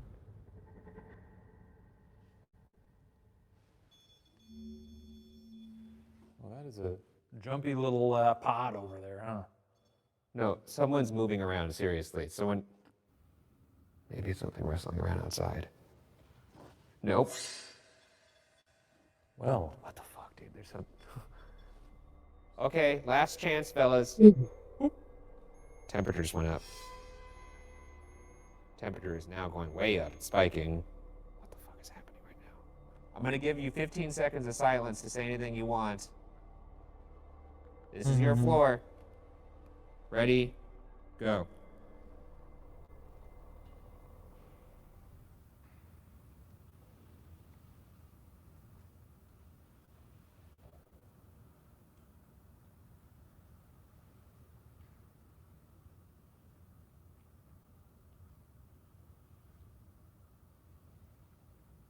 Okay, we're gonna leave now, but we're gonna be here longer. I hope I don't see you later. tell you what, if you believe in ghosts, you gotta be thinking you're not alone in this place. The next part of the building we'll explore was referred to as Broadway by the guards and is the large corridor between C Block and B Block. This area is said to be home to footsteps, sobbing, strange smells, and apparitions.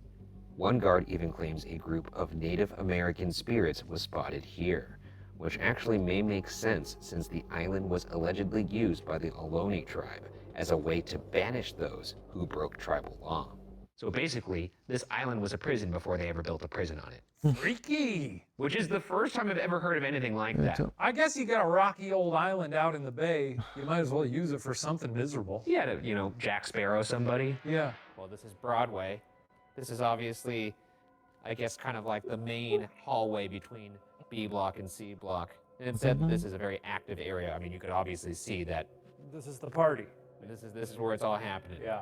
So what we're gonna do is we're gonna do another Estes Spirit Box session where we're gonna use you I as love the this speaker for the Spirit Box. You have noise canceling headphones on. You're gonna say whatever you hear, and you're not gonna hear any of my questions. And I'm gonna use you as a vessel to talk to them. I am the vessel. So stand in the center of Broadway. I am the antenna. Oh, how's this fucking thing work? I'll help you. Fucking thing sucks. Oh, there it goes. I'm off to the races. My name is Ryan. World's finest. I'm gonna speak a little bit quieter because I could be talking to anybody in here. Can you tell me your name? Air. I don't think that's your name. Your name is not Air. Can you tell me what year it is? 7. Girl. 7? Is that what cell number you're in? Eddie. 107. Okay, I'm at 7. What's your name? Sparkling. Are you just fucking with me now? What's your name? Funny. It's not funny, actually. It's an opportunity. Shirt hag. Shirt hag? Okay. That's right. Oh my god, what is happening right now? My name is Ryan. Can you say Ryan back? Right now? Caca. Burp car. All right, Shaney boy. We done? It's really nice to just go wherever that takes me. Like, I feel like I just slept for like 8 hours. No, you're just real present, right? It's almost like meditative. It's like I'm not present at all. As our crew was leaving Broadway, Hello. our audio recorder that we left behind picked up this voice. Yeah.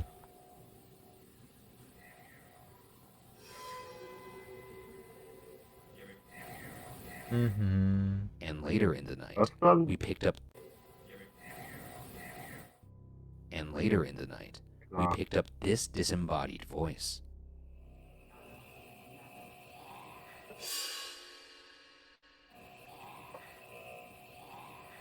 Are these perhaps the voices of prisoners that remain locked in their cells? There's no telling how many people lost their lives in the hospital wing, and that's ignoring the fact that it now looks like Arkham Asylum.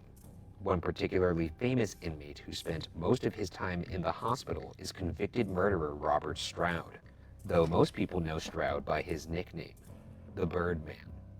As his published book while at Alcatraz, Stroud's digest on the diseases of birds was said to be considered, quote, an important work in the field, end quote. It's a nice case for, rehabilitation. I mean, You go from a murderer to writing nice books about birds. well, he Beautiful. also did do some murdering in prison. Yeah, but also wrote about birds. This is quite lovely. Yeah, I guess it's kind of nice. There is something that's kind of endearing about a very dangerous, scary murderer loving birds. So this is the hospital wing. I gotta say, I don't like it. Yeah, there's something sort of unnerving about it. Gurney or medical table, huh?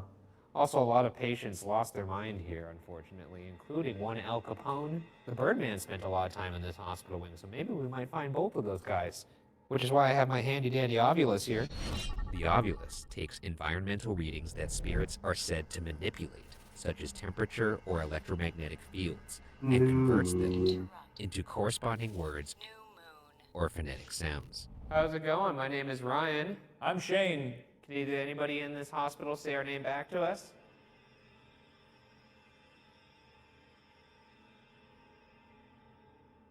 How about Al Capone? Or the Birdman? Did you enjoy some hydrotherapy? They look scared. Maybe he's talking about you. I don't know if he's talking about me. We're going down to this part of the hospital now if anyone wants to come along. Whoa, it's like a big shower in here. This is actually not great. I don't like it in here. I guess the patients that were the most out of reach in this prison were put in this room, and as you can see, there's absolutely no light in here. It's just tiles. This is unpleasant. I actually don't. Murder. Murder was recused. Was somebody in here wrongfully accused of murder? Is that why you're recusing yourself from this interrogation? Did you like it in here? Did you like it in here? You don't like that question? What happened in here? Why were you put in here?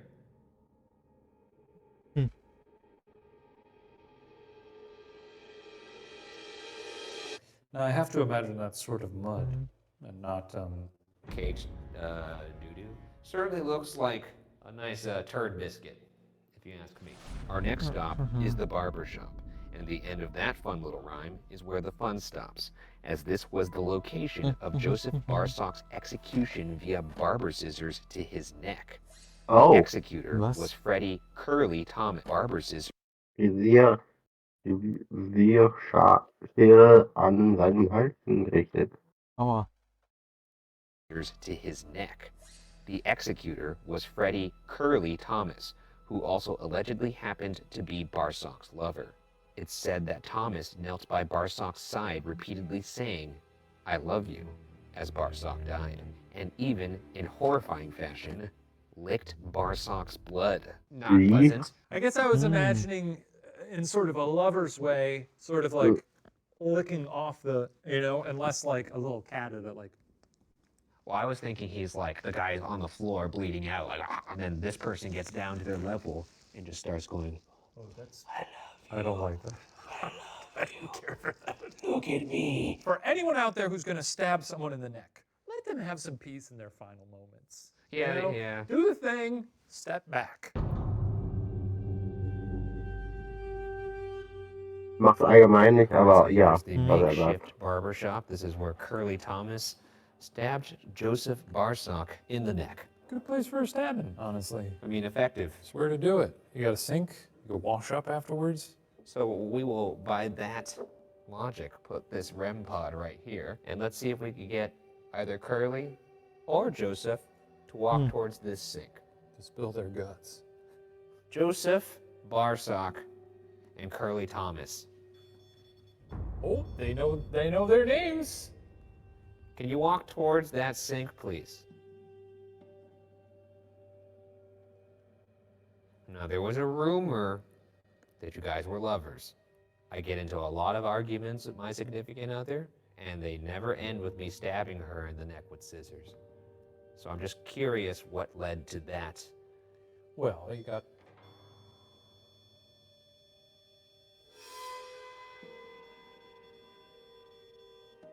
You obviously seem to be able to manipulate that device by walking towards the sink. So, every time you walk towards the sink, we're going to know that that is a yes. Does that make sense? It's sort of a sink talk. Sink. Curly. Sink. Oh. Oh, there you go. Okay, That makes sense. That makes sense to them. Yes. That's a yes. And that's both of them. Curly, do you feel regret for what you did to Joseph? If it's a yes, walk towards the sink. Oh, you nasty man. Nasty. Now, what are the most common ailments when it comes to a couple? Why do they argue most of the time? Jealousy.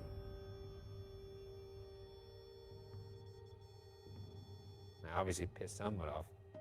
What's the deal? Was it jealousy? Was it jealousy? If you love someone, you don't stab them in the neck with scissors. Yeah, I guess you could consider that passion. I don't know why I had to take so long to think about that. Agreed. See, that person agrees. Any of the other gents in this prison who got their hair cut here, why don't you go ahead and walk towards that little sink there if you like the cut you got?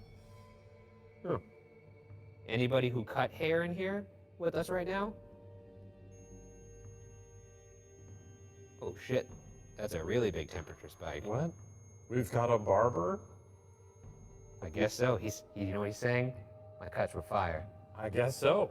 My cuts were heat It's that hot heat in Alcatraz. Oh, yeah. Well, grats to you. Our final stop, as it often is the most active part of the building, which is undoubtedly Cell 14D, held in Cell Block D, which was used to house the most dangerous and violent criminals of the prison.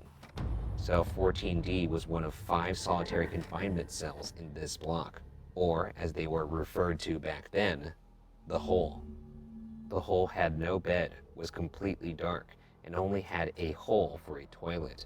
It said that prisoners were forced to be naked, sleeping on the ground of cells that were kept 20 to 30 degrees colder than the rest of the prison. One inmate may have died of supernatural causes in Cell 14D. Legend has it that the inmate saw red, glowing eyes and was left screaming in the cell for hours. The next morning, he was found dead in his cell. Glaubst du das? Ich nicht. With strange marks indicating he had been strangled around his throat, a purple, terrified face, and bulging eyes. Yet, the cause of his death was allegedly never identified.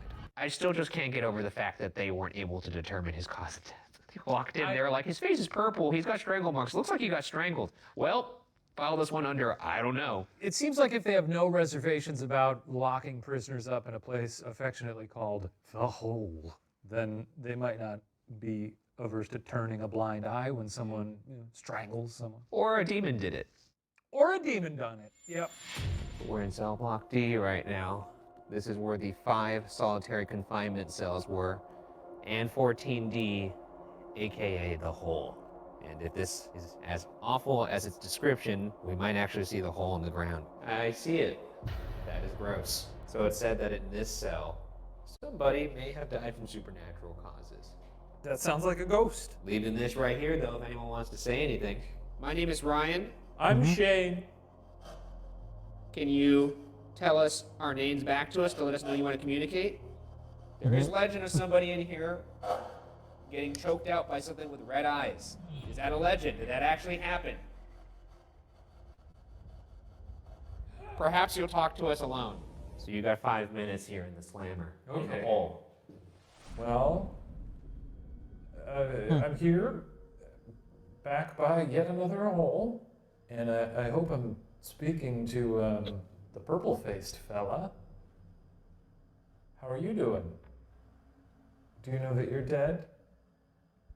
Feel free to whisper very gently into the receiver there, and well, you can tell me whatever you want. You want to talk about the person with red eyes who was hanging out with you in here?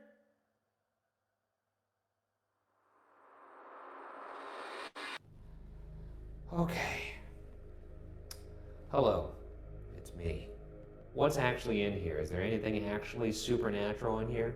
Can anybody who was in this cell tell me your name?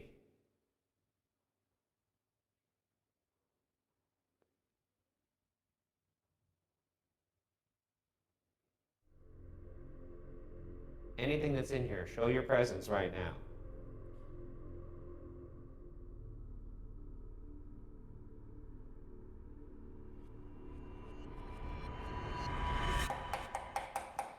Yes. Let's wrap it up in there.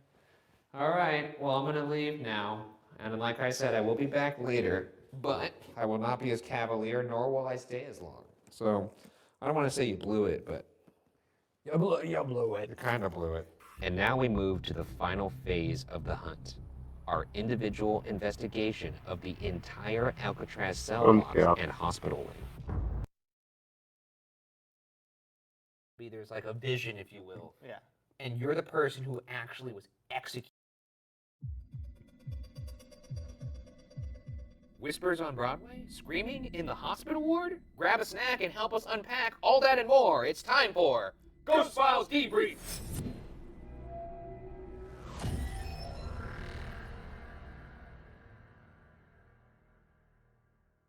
Thank you for joining us. I'm Ryan Vergara, and that thing over there is my colleague, Shane Madej. Shane? Oh, well, each week over here on Debrief, we're going to be looking back at our most compelling evidence, behind-the-scenes moments, and answering your burning questions. Do you want to die? I don't know. Not for a while. I'd like to live to like 145, I think. Shout out to Scentbird for sponsoring today's video. Fun fact. We love sampling new scents at the store. Oh yeah. But one spray on a tiny sheet of paper isn't really enough to satisfy me. And full Please, from Confessions of a Rebel. Rich Shear from Burberry. For example, this month I received Light Blue from Dolce & Gabbana. Bitch Please, from Confessions of a Rebel. Rich Shear from Burberry.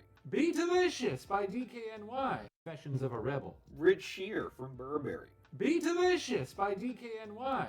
And finally, Bright Crystal Absolute from Versace. My favorite is Bitch Please. Wow. Bitch, please. In your face fruit notes like blackcurrant mingle with jasmine petals, weaving a decadent web tinged with an element of sass. Bold, brash, and unafraid to freak the fuck around with that. There's a you making it today. No. This is we had dreamed of going to Alcatraz for a very long time. No, I mean honestly, it didn't hit me until I was editing late last night. Yeah. I was looking at the episode, and for whatever reason, I was just stuck on that one part where you were talking about this is an amazing opportunity to be here. And obviously, when you're there, you're filming the episode. I'm scared. I don't want to be there because I'm scared. But as I was like sitting and looking at it in the editing bay, I just couldn't help but think, wow, this really is an amazing opportunity. That we're on Alcatraz Island right now. I mean, more or less alone, outside of a couple guides who were there to make sure that They were we there to didn't make sure that we didn't set the island on fire. Yeah, we had to charter. Alcatraz. Ist es der Name im Deutschen? Alcatraz? Oder heißt das im Deutschen Albatros? Die Albatros.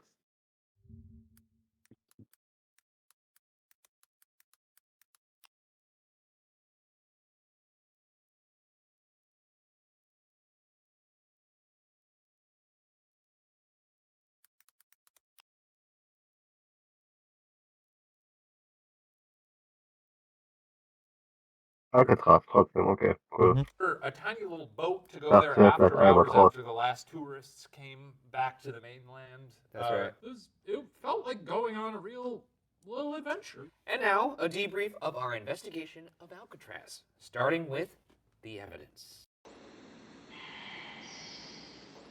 What do we got this week for Goose? Oh, we got a lot. Look, we didn't have nearly as much as we did in Waverly. That's just the nature of the beast. Yeah. Every haunted house is like a living thing. You don't know if it's going to be active. It's a bit of a toss-up, right? Because opportunity of a lifetime to go to Alcatraz. At the same time, Alcatraz, pretty locked down. It's a prison, but also, you know, you're not going to get as many people investigating it willy-nilly like you get at a lot of other locations. So we may have not received as much viewer evidence, but we still took the opportunity and went to check it out. I think the next time you do the quotes when you say evidence, What are you going to do, bite my fingers off? I'm going to bite your fingers off, yeah. How love did you to know see that? that. How did you I'd know love that? to I'm going to see bite that. them off like a Like fucking the like a carrot. Like when the penguin bites that guy's nose. That's right, yeah. What a moment. Up first, we got a clip from our spirit box session in the shower room where we maybe got a response from an inmate who passed away there. We asked, what happened to you? And pretty crazy that we got a pretty clear, in my opinion, I died. Maurice Herring, what happened to you in this room? I died? What do you think about this? Compelling? Ja, okay. I mean, what do you want from me? Dann It doesn't sound like. What does it actually sound like to you? Like, do your Sounds best like to radio actually static Raten. going honk honk. do your best to actually understand. Doesn't sound like Hong Kong. Das ist Hong I think we got Kong. Al Franken over there. Bobo the clown. Yeah, I don't know. That sounds like a radio. I think it sounds like it. scare. We also had a couple other responses during that session. That were I already pretty saw fun. people getting pissed at me in last week's debrief, and they were like, well, if this is all he's going to do every week, but what do you want from me? I have to be here for the half of the audience that doesn't buy into this. They need me, man, and we're tired of trying to explain this shit to you people. We don't care. The burden of proof is not on us. Let us chill. I'm here to have a good time with my pal. Yeah, he's here to challenge evidence, to be a D-bag, and to wear corduroy jackets. And he's doing all three to perfection, if you ask Oh, me. come on, buddy. Get out of here. Hey, by the way, have you seen this sweet-ass shirt? watcherstore.com. That's right. Heard of it? Yeah, you can get all your ghost gear there. You can put your name right over your nipple, like I have. Yep, join the Boo crew. That's right. Get your last name on there. Also, some great glow-in-the-dark Ghost Files shirts. That's right. Gorgeous. It's good for the ghouls to see you when they're coming at them in a dark area. But yeah, fun. I can see it's. I was honestly surprised when it was me being the one who was like, "Did that say I died?" It's because it sounded like I died. I didn't pull that caption out of my ass. Yeah, I think I pulled it out of your mouth, which is, I guess, kind of an asshole in itself. I mentioned it. I mentioned this in the commentary for the first episode, which you can find on patreon.com/watcher right now. But I talk in that commentary about how for this series we did go into it with being like, how can I approach this differently? As someone who doesn't believe but does, sure, it would be cool to have my worldview just totally severed, cracked, shattered, and, break the bounds of the reality that I know and realize that ghosts are real. That'd be fun. So yeah, I do agree that I would love to see a ghost. I've always said that, and it's true. But I'm leaning into that more on this one, which is why when there's stuff that maybe would spook you, I'm like, hey, did you hear that? Hey, come on now. We appreciate you for it. Yeah. All right, let's move on to the next piece of evidence here. We got some evidence from the REM pod in the utility corridor. We were talking to the 3 gents who were killed there when they tried to escape. Yeah, was this like a beep beep boop? It's beeping. And it beeps in accordance to how close you are to it. So, like, it corresponds with the light. So if we could get someone to go all the way up to the red or the purple. Okay, let's hear it. That was very good, but I'm going to need you to get all the way through that door. That's it. Give it a good. Come on now. Jab it.